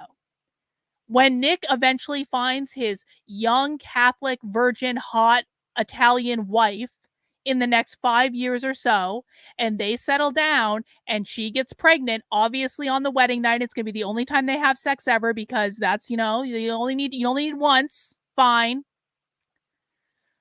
When Nick eventually does find a woman to bear his children and he's still living in Chicago, he's not going to have parental rights over that kid. And I know that because they're like, Illinois is one of the worst effective states of all of this. And so I think it's an important issue and I think you guys are missing it. And I understand why you're missing it because you're focused on other things, but that's really what these people are talking about. It's not really about abortion, although an abortion is an attack on the gender binary, which is an attack on the nuclear family. It's not really about like, transing kids as much as it is teaching kids that gender is not a real thing. That's what Drag Queen Story Hour is really about. It's about teaching kids that gender is something that is not real, that can change, that can be fluid, because they're trying to program kids when they're young to not even believe in the concept of men and women. And I know everything I just said might sound crazy, but we have this on video 19 Ways from Sunday. And it goes directly to all the issues that the Groypers care about. And I think you guys should start paying attention to this. Thank you, Zena. I appreciate it.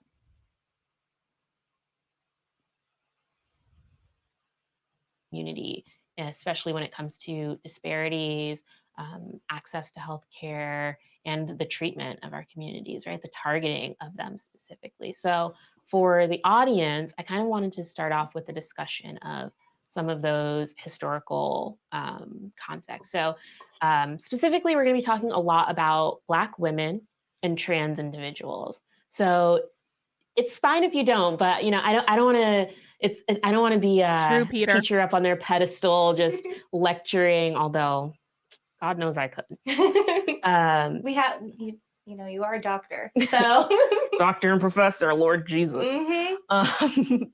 So I was going to start off with a little bit about the history of reproductive health for Black women. Is there anything that you know about that? I've got the facts and history, but so I distinctly remember when I learned about the disparity in Black women giving birth is when an article came out about Serena Williams.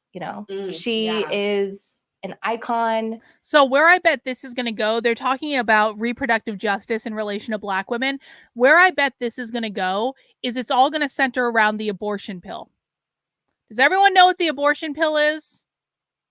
Okay, I'll give you guys a little brief. Okay, so there are many, abortion, reproductive justice is one of the ways that the left uses to free women from the gender binary. Because if women are not forced to have the children that they become impregnated with, then they are free from the burden of the gender binary, which would otherwise force them into the home where they are stuck raising the next generation of workers. Okay, yes. This is Misa. I forget exactly how to say the name, but this is the abortion pill. So what they say is that like a normal abortion where you like go into a clinic and you have the doctor do whatever grotesque thing they do to like suck the child out of you or whatever. They say that is too burdensome for people of color because it's too expensive and takes too long and stuff like that. And so what they're doing instead is they're pushing the abortion pill, which we watched a presentation from UC Berkeley the day after the draft decision for Roe v. Wade was released, like way back in the day. And basically, they had already had plans. Like the left has all of these different organizations all over the countries in red states where the states that are outlawing abortion, the left has like this underground railroad where they're getting abortion pills into all of those states. And an abortion pill is a pill that you take in your house, and then you sit around for a while and you have a cup of tea, and then you eventually bleed your child out into the toilet. And apparently, and you can actually hire an abortion doula to come sit with you as you are bleeding your child out into the toilet. And then you go and worship yourself at the self-worship abortion shrine after you do that. And I say this because I went to a reproductive justice conference at Hampshire College about a year ago, and I went on a self-managed abortion pill tour where they taught me all of this. And so what they're trying to do in states that are outlawing abortion is they're using this underground network of like mutual aid networks and things like that to get abortion pills to women who otherwise wouldn't be able to go to a clinic to have them or things like that. And I think that's probably what they're going to be talking about. Best in her field, incredible woman and sports player. I don't know anything about sports though, so sports player. I don't even athlete. Thank you. And she came out telling people that when she had a kid, she was telling her doctor, supposedly the best in the country, whatever, that she was having issues with blood clotting after she'd given birth. And she had consistently told them, I need this specific test to be run. And they were like, oh, no, you don't need that. You're fine. Like, we'll do this test instead. And it really wasn't until she kept advocating for herself while she was, after giving birth that they actually did the test, and she saved her own life. Yeah. That's definitely, I think, maybe a more modern manifestation of what I was kind of getting at. So I was asking if you knew anything about like the history as it relates. Yeah. So I wanted to start there and name a few people and something that I think is a really important part of this show in conversation with women and non-binary people of color in STEM is the fact that we've talked about this on other episodes, on one that was the last one I recorded, which is this idea, to your point, we kind of know what's going on. It's just everyone else who maybe needs to listen to us. Get on our level. Oh, really? Truly. So I wanted to start off with, maybe we talked about how our communities have been targeted and there's a long history of that. And so I wanted to start off with a discussion on the father of gynecology, as they call him, J. Marion Sims. And that might be a familiar name to some, maybe not to others. I think this person is maybe most well known in medical communities for inventing the speculum and the catheter, which is real interesting because those are like the two worst things ever. They look like medieval torture. Hang on. We don't care if people are trans. We care if people are queer. The difference between trans and queer, and listen, I'm not suggesting that everyone has to approve of trans. Okay, that's not what I'm saying. What we care about more than anything else is protecting the gender binary, protecting the idea that men and women are a thing, because if they can't destroy the gender binary, they can't win. And so trans people traditionally transition from men to woman or woman to man. They transition from one gender to the other. They respect the fact that there's a binary, okay? Now, again, you don't have to like it, and I'm not advocating for like trans and kids or anything like that. I'm merely stating that most adults, when they're going through the process of transitioning, they go from man to woman or woman to man. That upholds and protects the gender binary. Queer people, when they are using the word trans, they don't mean transition.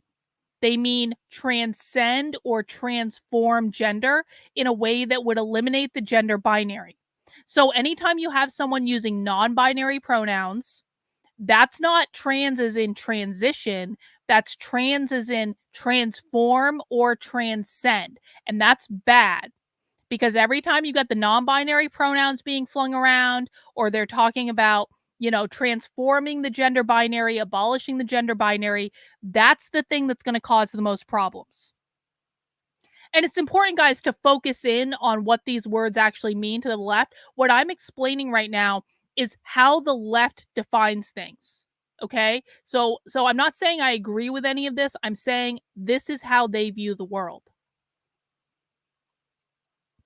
Instruments. And that's exactly what this guy was all about, right? So James Marion Sims was experimenting on enslaved Black women in order to publish, and he was considered to be a very prolific publisher. But I don't want to say any more accolades about this man, if you could even call them that, based on the torture that he was inflicting upon these women who are often not even sedated.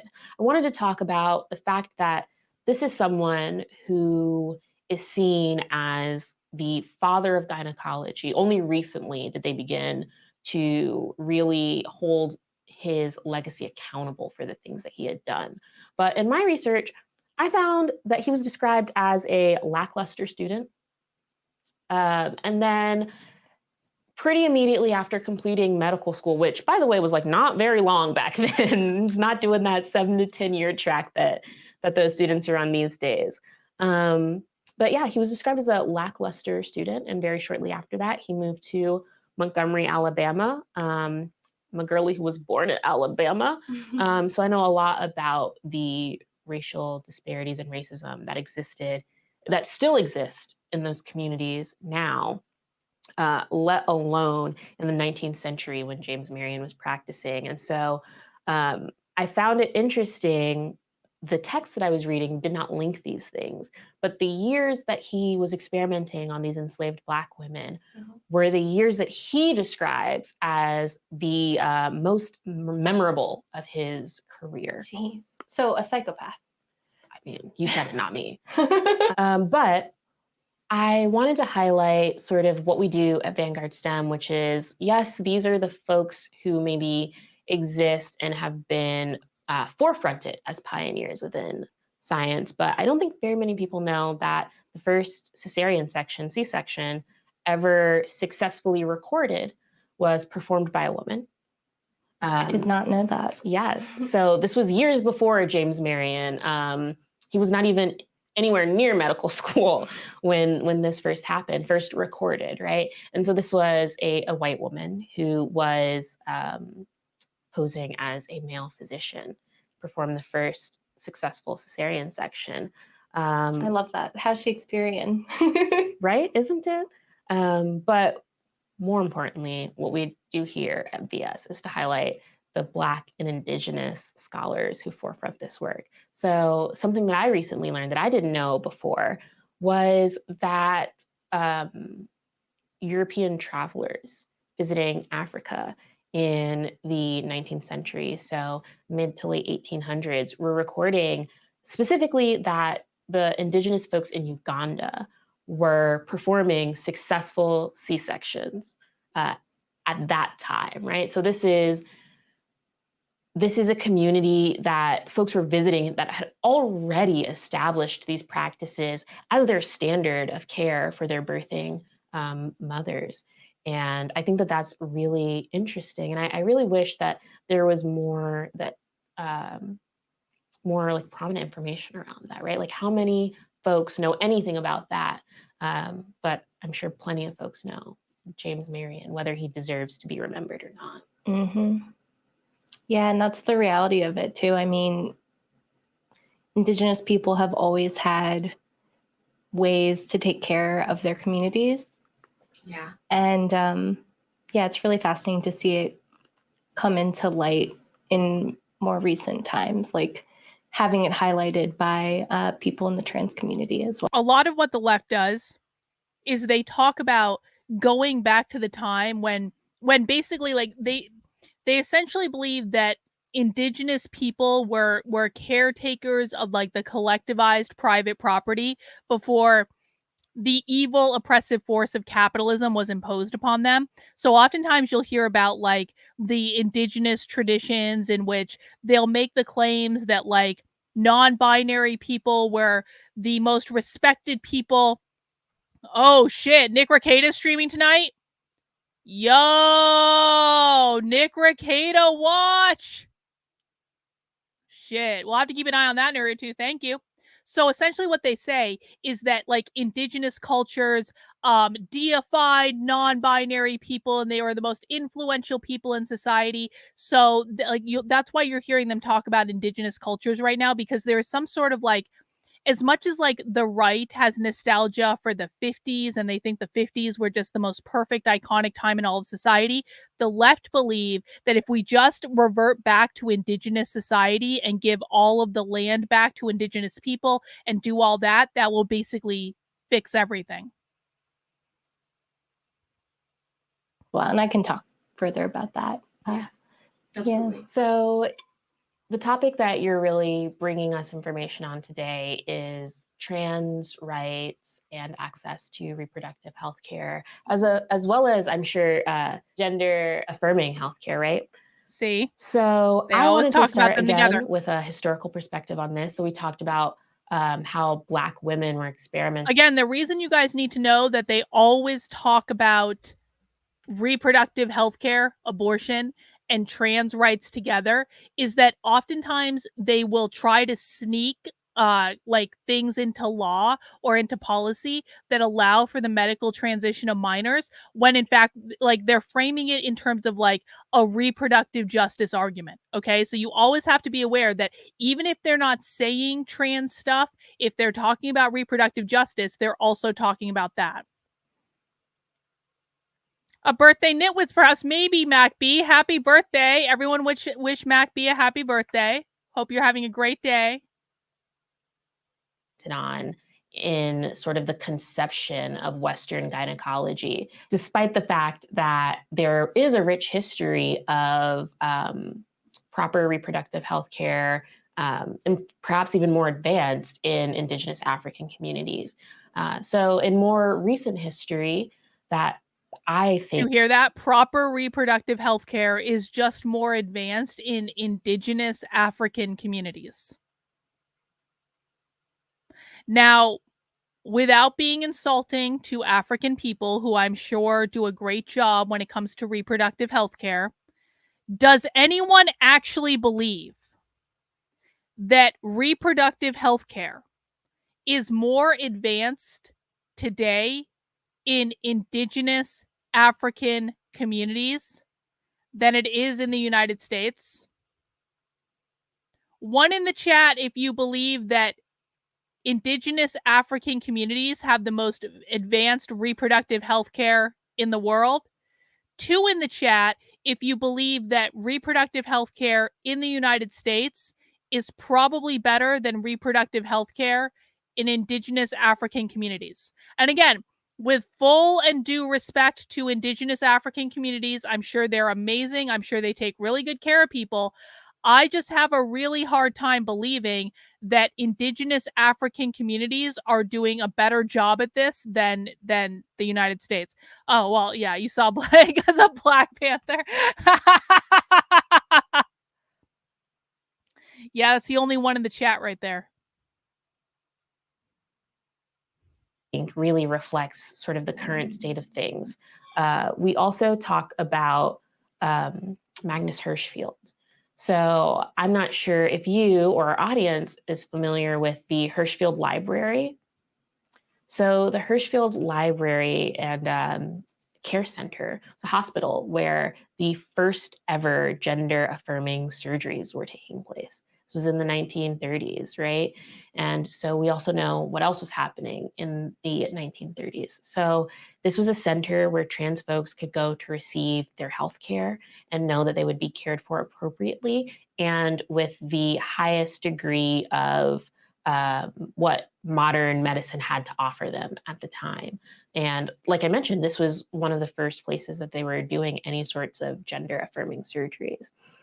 The Hirschfeld Library is also the site of the first Nazi book burning. And Oh my they God. targeted the Hirschfeld Really? Library specifically Really? because they categorized the library of information exploring gender nonconformity, sexuality, and essentially trans existence as being sexually explicit.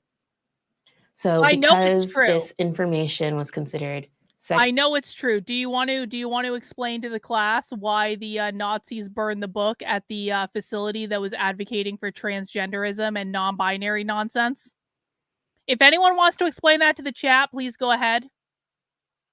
I'm not going to do it, but I don't think YouTube can penalize me for people in the chat explaining to each other why that's true. sexually explicit, it was the site of the first Nazi book burning. It's really fascinating you say that, considering that kind of logic is so systemic to today's issues with trans rights. Yes. Yes, exactly, I mean, you really Gloria. Exactly. Because they were Marxists. That's exactly right. That's exactly right. That's right. The Nazis were fighting the Marxists. Exactly. could pull that kind of page out of the current, rhetoric that conservatives and right-wing folks are using. So I wouldn't be surprised if we could just go and find a headline from the last 2 or 3 months of that exact thing. Of course, book burnings are not front page MSNBC, CNN right now, but we know that they happen. They happen in these small insular communities. But what is in those headlines is this exact same rhetoric and language of certain content simply commenting on folks' existence, affirming their lived experiences, is being seen as sexually explicit, and particularly targeting children. Yep. And that access is being removed much in the same ways, right? Like they're saying this is sexually explicit material and taking that out of school libraries, along with, of course, text about the experiences of folks of various different ethnic and racial backgrounds as well, right? So I think that the point to be made here in this sort of historical context is that, again, these communities know what they need. They have a history of providing those needs within their communities. And they also have a history of being exploited and targeted for those things specifically. And I just want to add, it's a proof of a tenet of white supremacy to other our communities in that way and separate us. It's a Exactly, tenet that of white separation and supremacy. isolation. So we talked a little bit about the history of these issues, and you even mentioned a recent article that you were engaging with. So I think that this is a great place to kind of get into what some of those issues are. So do you want to tell me about that article again so we can kind of bring it back into the Absolutely. So previously I brought up the article about Serena Williams, and it really is just a stark reminder that even if you are literally like the top athlete in your field, you are still going to experience those kinds of disparities in a medical system that is not built for us. Yeah, absolutely. That's such a poignant point to bring up. So the United States has the highest maternal mortality rate of any other country with similar wealth, right? So we don't take care of our people who birth here in the United States. People But who I think, birth. People who birth.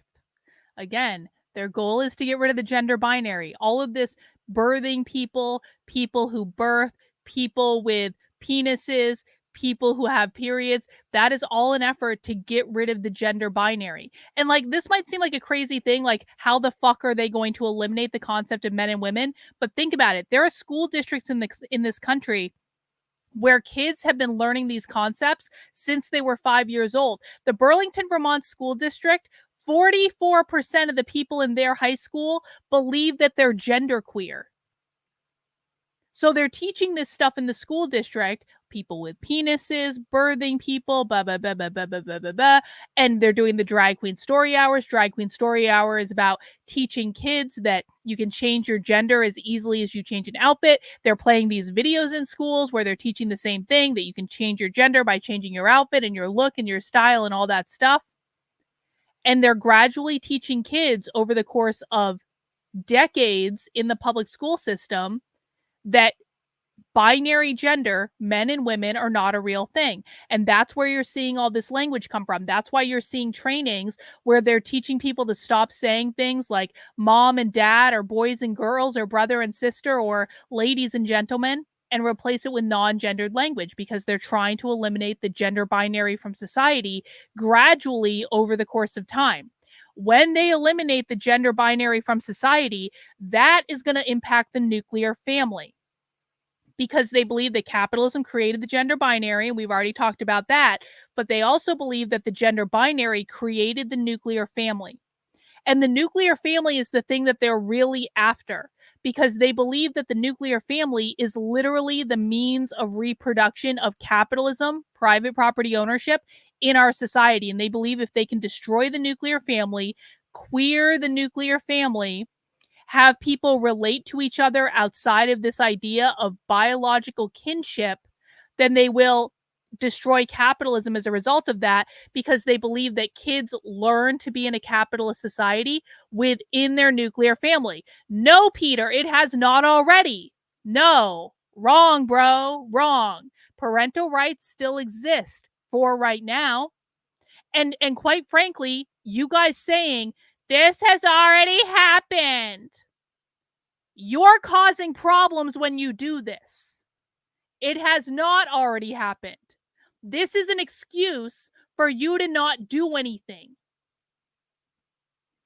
So the destruction of the nuclear family is going to lead to the utter downfall of bro. They literally do. See? Part of the problem. Part of the problem right here. Part of the problem. They literally do exist right now. They literally do. Okay, well, then you don't need to be here. You know everything. Goodbye. You might find my methods severe, but I'm not going to argue with my chat. I have watched thousands of hours of this bullshit. I know it better than anyone else on the internet. If you don't want to learn from me, go somewhere else. But the fact of the matter is that currently, parental rights do exist in this country. Currently, the nuclear family has not been abolished in this country. But we are like not that far away from this being a big fucking problem. And if people are going to fuck around and be like, that's already happened and therefore we don't need to do anything about it because we have jobs, then you can go and hang out with the whiny whiners at TPUSA and the Daily Wire and all these other people who rationalize why they can't do shit. We need to defend why parental rights exist. Exactly. Exactly. And Peter, you're getting a timeout. If you don't want to listen, bro, I'm going to prevent you from talking. If anyone has questions about what I'm explaining in regards to, like, questions are totally allowed. What's not allowed is for you to blatantly contradict what we watch thousands of hours of video on. But if you want to ask questions because you don't understand because I've gone over it really quickly, then please feel free to ask questions in the chat. Oftentimes, when that particular point is brought up, it sort of hides the larger issue here, which is that maternal mortality is linked to the cost of birthing and the racial disparities that exist in medicine. So, maternal mortality is related to the cost of birthing. What did she just do? Pop quiz for the chat. When she said maternal mortality is related to the cost of birthing, what did she just do? What point is she making? Maternal mortality is related to the cost of birthing. What point is she making about our system?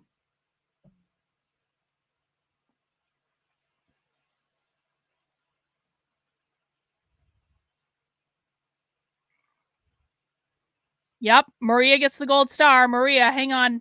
She commodified. Hang on. Where'd Maria go? There we go. Maria got it in first.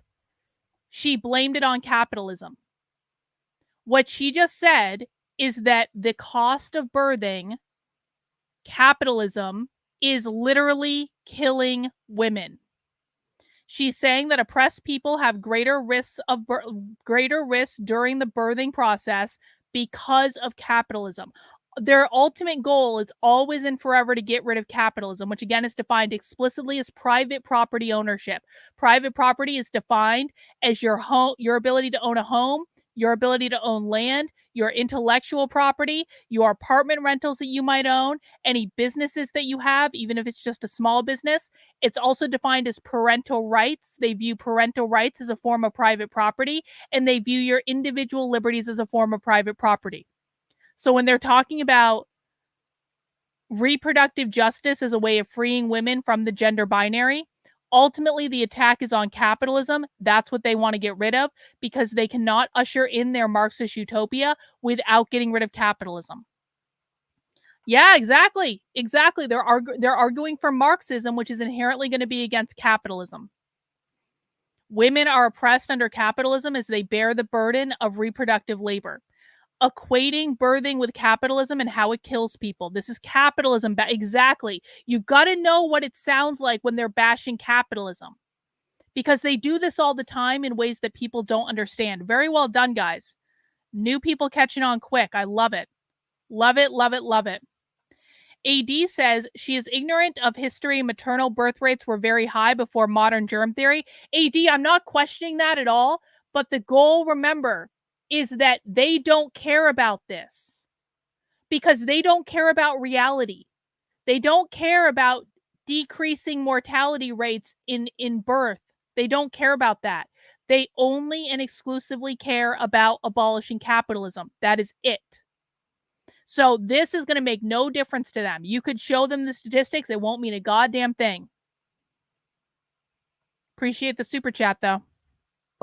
If you look at non-Hispanic white birthing individuals who are of a higher socioeconomic status, their Capitalism. maternal mortality is actually comparable to countries of the same wealth as the United States. So they're doing just as fine as everyone else in the world.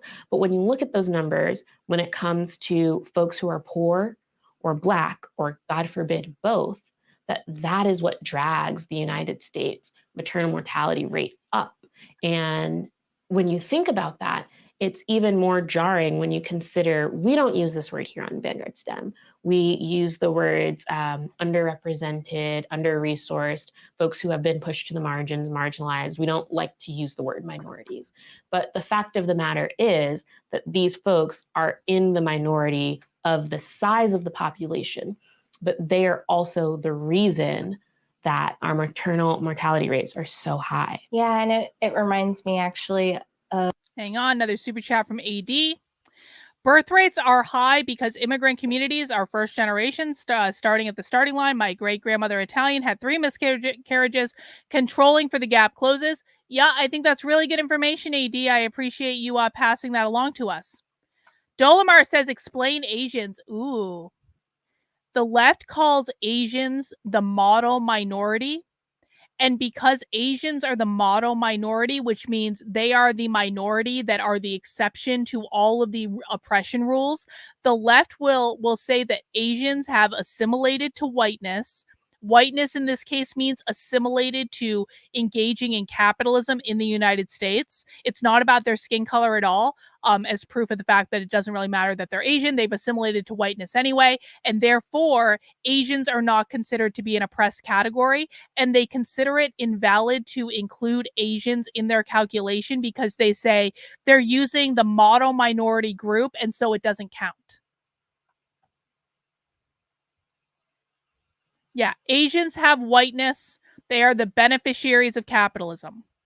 Exactly. Asians have bought into the plan. They are the bootlickers. Exactly. They're white adjacent. Asians love capitalism. Of, when we talk about abortion access, trans people have a hard time getting abortion access in a way that is equitable, financially sound, and then at the end of the day, matches their gender identity. And so there was a study done, and of the people in that study, 1 in 5 of trans and non-binary people said that they had tried to get an abortion done in a non-clinical setting. Mm-hmm. And that is 3 times higher than women in the United States who have gotten abortions in non-clinical settings. Yeah. And I wonder too how much of those numbers are accounted for by what they call like pregnancy care centers. So these are non-clinical. Do you know? I've heard of them. Yeah. Do you want to describe them, or I can describe them? Actually, it's fascinating because I was in Kansas, driving my sister to one of the schools there, and we saw a pregnancy center. Mm-hmm. And I learned that they specifically call them pregnancy centers to trap people who are in dire situations. Where a pregnancy center is basically something that like conservatives have set up, or like it's a church or something, that they offer help for like pregnant women, and they tell them like they like, it's kind of like a little bit deceptive, but like not really. They don't offer abortion. What they're trying to do is like basically trick women into going to them, where they're going to encourage them to actually have the child, and they're going to provide them with like you know, a limited amount of like resources and support to have that child and stuff like that. But the women that go to them oftentimes think they're going to have an abortion, and then they go through a whole rigmarole, and then they don't get their abortion and stuff like that. Listen, I don't have an opinion on them either way. I kind of think like, if you're like, you have a responsibility to know what type of place you're walking into. And so I kind of like, I you know, put the blame on the women who are walking into it, because they should just call them, be like, can I get an abortion here? And you know, but they're going to consider it a trap, because these centers convince women not to have abortions, and they want women to have abortions because abortion frees them from the gender binary. Where they want an abortion, or they need access to an abortion, and they go in, and these people basically try and brainwash them to keep the fetus. Yeah. And it's terrifying. It's medieval. Yeah. So for our audience who may not know what that is, a pregnancy center is a center that, as you mentioned, you would think to be synonymous with sort of a Planned Parenthood, for example. And the goal of these centers is to actually push very biased information onto individuals who are pregnant, and to convince them to keep the baby, essentially, to divert them from options for, honestly, clinical healthcare in general, but specifically access to abortion. And these are legal, and they exist very often in the Midwest, but all over the United States. And like you said, they have the goal of essentially brainwashing these folks. And I think that one of the other underlying aspects of this is that these centers often do not provide the things that these birthing individuals or their children. Oh, honey, you're confused about what's happening. I suggest you stop talking in my chat and you start listening before you make a fool of yourself. Need, right? So they're not then providing actual access to healthcare for these mothers, or better outcomes for children, or resources to the children who will come if they are successful in their goal. We talked a little bit about the sort of access, and usually we do start off the show with a question. But I feel like this is a little bit of a heavy topic to sort of have a question. So I wondered if there was something about your experience in any of these topics specifically that you wanted to share, especially as a non-binary individual. Definitely, yeah. So I always get nervous going to the doctor's office. Like, it is not a fun time for me. And so I guess to set the scene, so you walk in, you sign in, and oftentimes you have to sign in with your legal name. I do use my legal name, Marie, but oftentimes trans people have to deal with seeing their dead name. And so they sign in, you sit down, you wait, they call you up with your dead name, which is already an anxiety-inducing experience. And then you walk into the doctor's office. Wow, you didn't see, this is what happens on my channel, is conservative retards come in here all the time, and they think that we're socialists, and they think that we're communists, and they think that because I'm playing a video about abortion so that we can analyze it and think about what the left is doing, they think I'm advocating for these things. And then they start acting like retards in my chat, and then we have to make fun of them to teach them to stop acting like retards in my chat and shut your fucking mouth and actually listen to what the video is saying, because the left is telling you what they're doing, you fucking moron.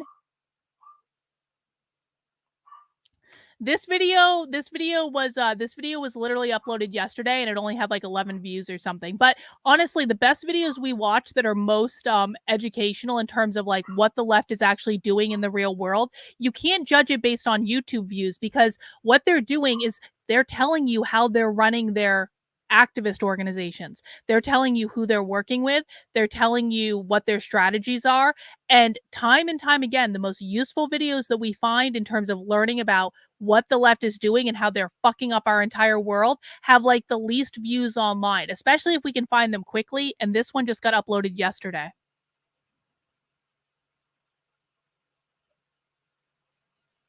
And if you are someone who might be a trans man, for example, often if you're at the gynecologist, it's very othering. And I've heard stories of people saying that doctors will look at them and say, like, why are you here? But for me specifically, I remember going to the doctor's office once, and this isn't tied specifically to my non-binary identity, but to my bisexual identity. I remember mentioning to my doctor, at the time, he's no longer my doctor, that I was going to a women's college for school. And so he said, oh, then we don't have to worry about, giving you contraception. Like, we don't have to worry about any of that stuff because you won't get pregnant. And I was like, I told you I'm bisexual. Like, what a narrowing response to a patient that is looking for, contraception and for the right to their reproductive health. Yeah. And honestly, a lot of the times people get my pronouns wrong. I put them in my, online profile, but oftentimes those people don't check it. Yeah. So along these lines of access to healthcare, reproductive health, the conversation that we've been having so far, are there any affirming experiences that you've had? Unfortunately, Wait, no. what? And it's a sad reality for a lot of What? trans and Is this true? There's a video. No, this cannot be true. This cannot be true. There's a video on Twitter of them doing a 23andMe test on a lizard, and they got the lizard. They took a swab of DNA from the lizard, and they sent it into 23andMe, and apparently the lizard DNA came back as 51% Ashkenazi Jew. This cannot be real. No, I don't think this is real. I don't think this is real. I don't buy it. I love going to my online Dr. Carlin and see her cure the conservatives in the land of retardia. Hey, I appreciate that. Thank you so much for the super chat. That video can't be real. non-binary people when they go to the doctor's office. I will say there is one community-led organization in New York that I've had. That's funny though. That's I a funny never prank. visited the doctor's office, but I'd done programming with this particular organization. Yeah. It's called APACHA. Okay. It stands for Asian American Pacific Islander Community Health Association. Yeah. And they're an incredible organization. And so many people, trans people, gay people with, and people with HIV and AIDS, they all go to that specific community association and receive excellent affirmative care. That's so wonderful. I'm so glad that those community organizations out there exist. And we're going to come back to highlight a few of those after we talk a little bit more about some of these issues. I know I can speak from experience as a queer Black woman that I've not had very much affirming experiences when it comes to reproductive health. And I've actually faced some of these issues when it comes to the disparities in research, right? This is another thing that we talk about, is not only the disparity in outcomes for trans folks and for birthing individuals, but the disparity in even the research, which is a really big through line. It has seemed to be throughout all of the Vanguard STEM episodes that we've done so far. And for me, that manifested specifically at the age of, I want to say 14. I was diagnosed with a rare blood clotting disorder and told at that time what I might be able to anticipate based on the diagnosis. So at this time, they actually had not carried out any studies in women for this disease at all. I asked, this was my first time, I've told this story on other podcasts, but this was my first time ever asking a doctor for a research paper. and I was taking like a biochemistry class for the first time at that time in my high school, learning to read research papers. And the paper that my doctor, who was a white male, gave me was a study done on men ages 25 to 41 with this blood disorder. And I was like, Has nothing to do with you. right. And so, you know, they were telling me that I would have a difficult time with my experience menstruating, you know, and that they were like, it'll probably be bad. It might get better, which is not information that is valuable, you know, to me. And they said the same thing about if I ever wanted to have children. They were like, we don't know what that's going to be like. We can't tell you. Seems like it should probably be rough given the situation, but who knows? And so that was an instance where there wasn't even anything that those folks could truly do to affirm me, because further up the pipeline, the work hadn't been done yet for folks who look like me. But as far as an affirming experience, I do remember the first time I went to the doctor's office, and rather than, what's the question they ask you? Like, are you sexually active? Is there a chance you could be pregnant? Are you sexually active? Do you use contraception? Is there a chance that you could be pregnant? And the series of questions is definitely making a lot of assumptions. And so I remember the first time that I went to the doctor and those assumptions weren't made. She actually just asked me ahead of time, like, you know, what are the sex of your partners if you're sexually active, you know, then to inform the things that she wanted to know about me. And as you know, a queer Black woman, I think I was honestly just surprised that I didn't have to explain myself first. Yeah. So those are a little bit about our experiences, but of course we want to talk about the experiences of other individuals. And I know that you came with a lot to share, specifically about trans access to healthcare and some of the legislation that has been proposed and passed in the last year or two. So do you want to comment on some of that? Yeah, so I think the main headline as of right now is puberty blockers for kids. There's a lot of legislation. So what are puberty blockers? Yeah, so puberty blockers are a lot of the times, and often for non-trans. People might find this boring, but one of the reasons we watch this, and I really want people to see this, is that most of the time we're paying for this propaganda to be created.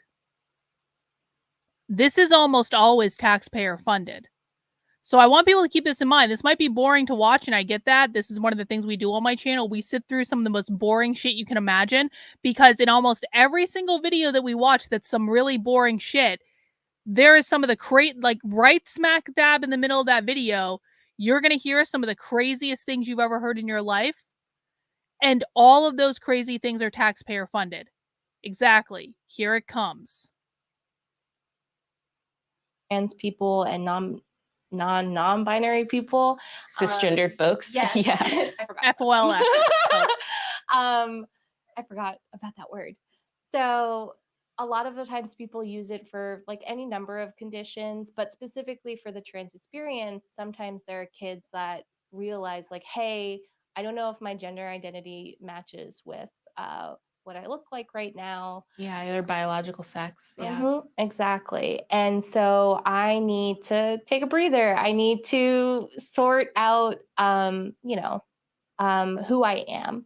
And so they'll oftentimes, with their parents' permission, they'll take these blockers. Yeah. And all it does is extend the time before puberty hits. And once you are off them, then puberty hits. So it's my understanding, and you can correct me if I'm wrong, that not only do you need your parents' permission for your access to this particular category of drugs, but you also typically in some states have to be seeing a psychologist, right? Correct. There are other measures that are already in place. That's to not true. Make sure that this is an informed decision. No. Absolutely. Right. Yeah, absolutely. And what's happening right now in the South, particularly, is that they are saying that parents who allow for their kids to go on these kinds of medications are abusing their children. And we know that that is the exact opposite of what they're doing. So many studies show that if you let trans kids be trans, they are happy, they are healthy. Specifically lower suicide rates. Exactly. There it is. Exactly. So What did she just say? If you don't give your little darlings the puberty blockers, they will literally die. Would you rather have a trans kid or a dead kid? This is the blackmail that they use against parents all the time to buy into this bullshit. now we have situations where parents are at risk of potentially losing their kids because of these kinds of laws. And I would not be surprised that we will have trans refugees, coming up to states that don't have those kinds of policies. I think it's probably already happening. I know of people and parents who have decided it is not safe for my kid to be here, and they had the means to move. But that's not the reality for a lot of my trans community. Yeah, absolutely. Especially knowing the backgrounds these folks tend to come from, right? Trans, LGBTQ plus youth are more likely to be homeless. Yep. They have higher rates of suicide and depression, and these other sorts of confounding factors that impact their already low access to any sort of affirming care, be it medical, mental, like however you choose to approach that. Yeah. But there are wonderful people out there, grassroots folks who won't let that get them down and are ready to help this community. So, yeah, we've talked about some things with maternal mortality as it relates to Black folks giving birth, Black mothers, and other various gendered parenting. But we always like to end on a positive note with some hope in these situations. So I wanted to know if there were specific organizations that you wanted to shout out as resources to our community. Yeah, and just really quick too, I wanted to add that, abortion access and reproductive rights are trans rights. See? The ability to have. Why is pop quiz for the chat? Why is abortion access and reproductive rights the same as trans rights? Why is abortion access and reproductive rights considered to be the same as trans rights to the far left? Do you guys know? Can you explain this to someone? Why is access to abortion and trans rights considered to be the same?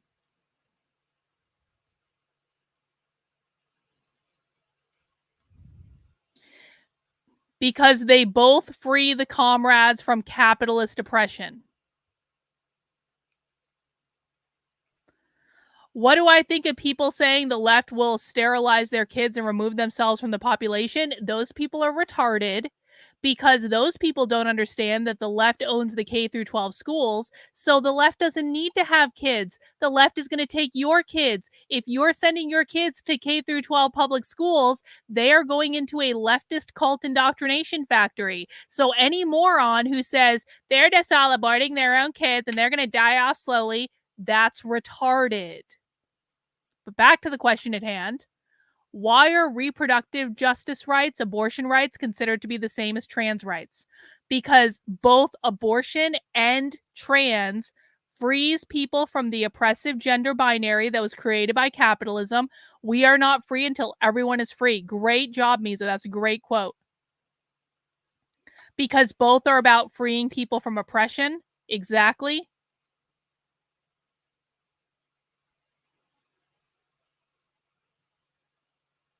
It's about social reproduction. Swifty, what time is that? Because I have a stream at I have a stream from 9:30 until 10. So, or I have a stream from 9:30 until 10:30. So I can call in. I just can't do it from 9:30 until 10:30. But if I can do it before that or after that, I can call in. Master's degree in School of Educations, where teachers to demand teachers adopt queer praxis. Exactly, AD. I appreciate the super chat. You sued your kid's school district? Good for you. More parents should be suing their kid's school district. I'm a big fan of suing the schools. Anyway, let's wrap up. Have, bodily autonomy, which is the right to own our own bodies and be able to do with it what we want. I think that's a very universal message for reproductive rights activists. And it's something that I'm hoping that people will realize we need to be united in this fight. Absolutely, yeah. I wanted to talk about the grassroots organizations, but I think that that's a really important point to be made, that these issues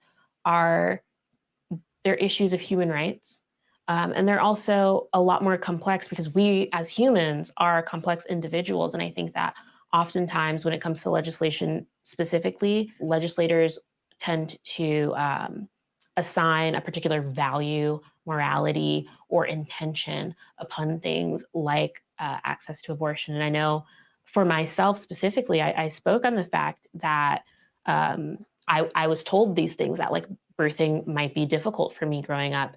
And now here, over a decade and some change later, there has been research and it shows that for folks with the rare disease that I have, there is a 90% miscarriage rate. So what that means for folks like me is that abortion is healthcare. Abortion is healthcare for anyone, but specifically that the option in situations where those folks become pregnant is abortion or death, right? And that's what we're left with. And that shapes essentially the rest of our lives, right? Where we live will be determined on whether or not we have access to that healthcare, which then determines so much what opportunities you have, what you're able to contribute, how you're able to interact with your loved ones and family, and so on and so forth. There's so many axes of our identity that are impacted by our access to healthcare in general, let alone affirming healthcare. Absolutely. And it's wild because of, 2023 is not over. Absolutely. And there have been over 500 proposed bills across the country asking to harm trans and non-binary people by, not protecting their gender identities, protecting their access to abortion. Well, yes, this is very true. Otto Hoax says they're very disingenuous when speaking of bodily autonomy. These folks were hip about vax mandates. That's 100% true. And they still believe COVID is a real thing. And the thing is, because you always have to keep in mind, they don't actually care about any of this stuff. All of this is just an attack on capitalism. This is why they've already alluded to capitalism several times in this discussion, because that is always and forever what the real goal is. And they will say whatever they need to say. They will do whatever they need to do. But once you follow the logic of like their number one goal is abolishing capitalism and work back from there, that's how you can understand what they're going to do next and what their next move is and what the logic is behind it. The issue is never the issue. The issue is always the revolution. And to their ability to have HRT, to have T, which are medications that allow them to keep to the gender identity that they associate with. Yeah. So you mentioned some grassroots organizations. Yes. I have some organizations. Hang on. AD says, even if we prove their end goal is yes. Yes. AD, you've been watching my channel long enough, bro. You know the rules. We don't try to debunk them because it doesn't fucking matter. It doesn't matter. Like, nothing. They are in a cult, bro. They're in a cult that most of these people have been in their entire lives. Our job is not to convince them. We can't undo cult indoctrination. Our job is to teach other people what they're saying and what they're doing so that other normie people can recognize the cult so that they don't get sucked into the cult. That's what we're doing here. We cannot, and I appreciate your debunking. I do. Like, I love it. You have great info. You're right a lot of the time. But, like, we can't fix these.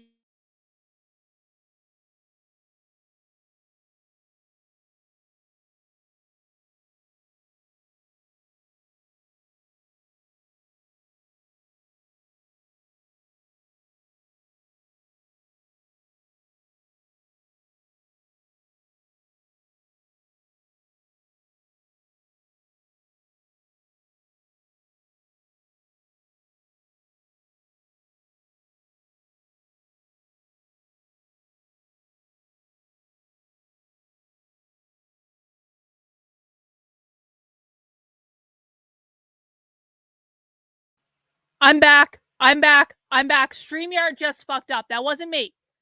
I'm back. StreamYard just blipped. Anyway, the reason that we don't debunk these people is that our job is to prevent other people from getting sucked into the cult. That's what we're doing here. So, we're back. Let's wrap up. Organizations to mention also. So do you want to like name them? We can go back and forth. You can name one. You might have more than me, and sort of talk about like what they do, like why someone should seek them out. Absolutely. So there is Caden Coleman. So he is a Black trans man who gave birth. And so he has online resources that you can Black look up, trans man who gave and birth. we'll make sure to include them, down below, wherever you all are watching this. So we're going to start off with online resources. Then I will mention Dr. Cheris Chambers, who is a Black woman. I follow her on Instagram. She's at The Period Doctor, and she provides all sorts of online resources as well.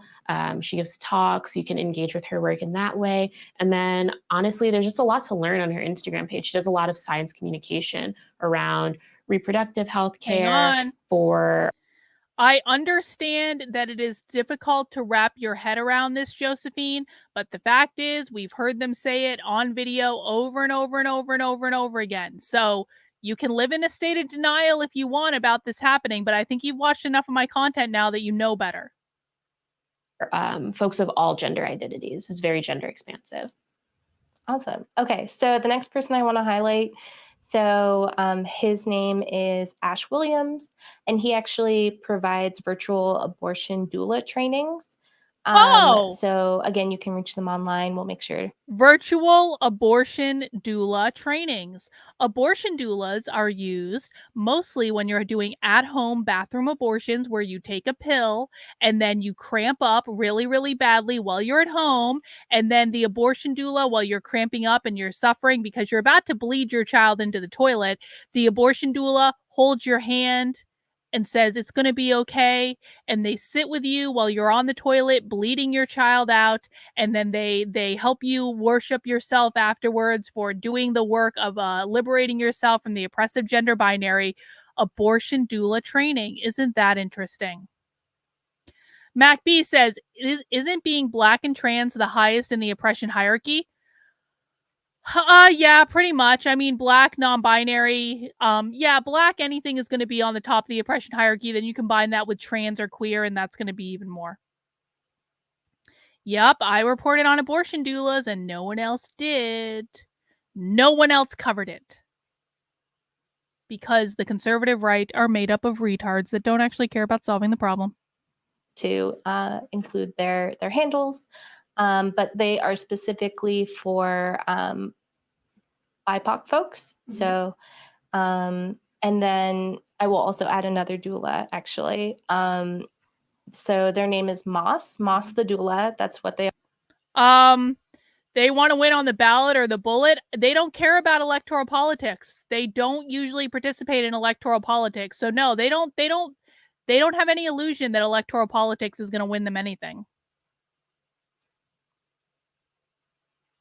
They are on the website. Yeah. And so they host monthly virtual support groups for trans families who are expecting.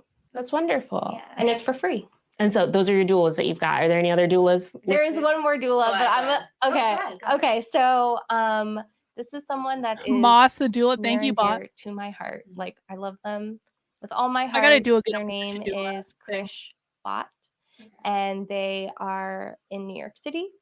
They are a I'm gonna show you guys what trans Bot just community sent me. medic and a doula, and so they actually are the one that Hang on, you guys got to see this. Bot just sent me an abortion doula website. Look at the Bot. Did you look at this homepage? Look what Bot just found. This is the abortion doula.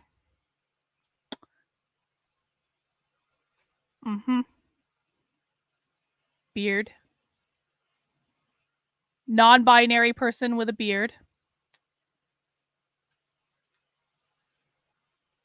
Should we take an abortion doula class? Oh, look, they're wearing masks because they're good socialists. Oh, this is going to be great.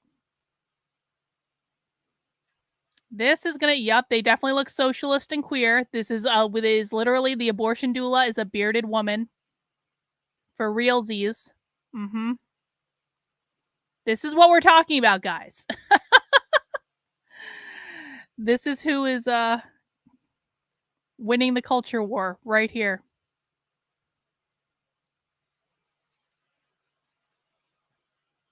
helped me research names for this particular podcast. They are not on social media, but you can definitely find workshops that they've done online, and I'll make sure to include anything by them as well. Yeah, of course. All of our resources are always included in the descriptions of our podcasts and video episodes as well. So I've got two, not individuals, but associations. So we've got Black Women Birthing Justice. So this is around all sorts of maternal care for Black women as it relates obviously to reproductive health.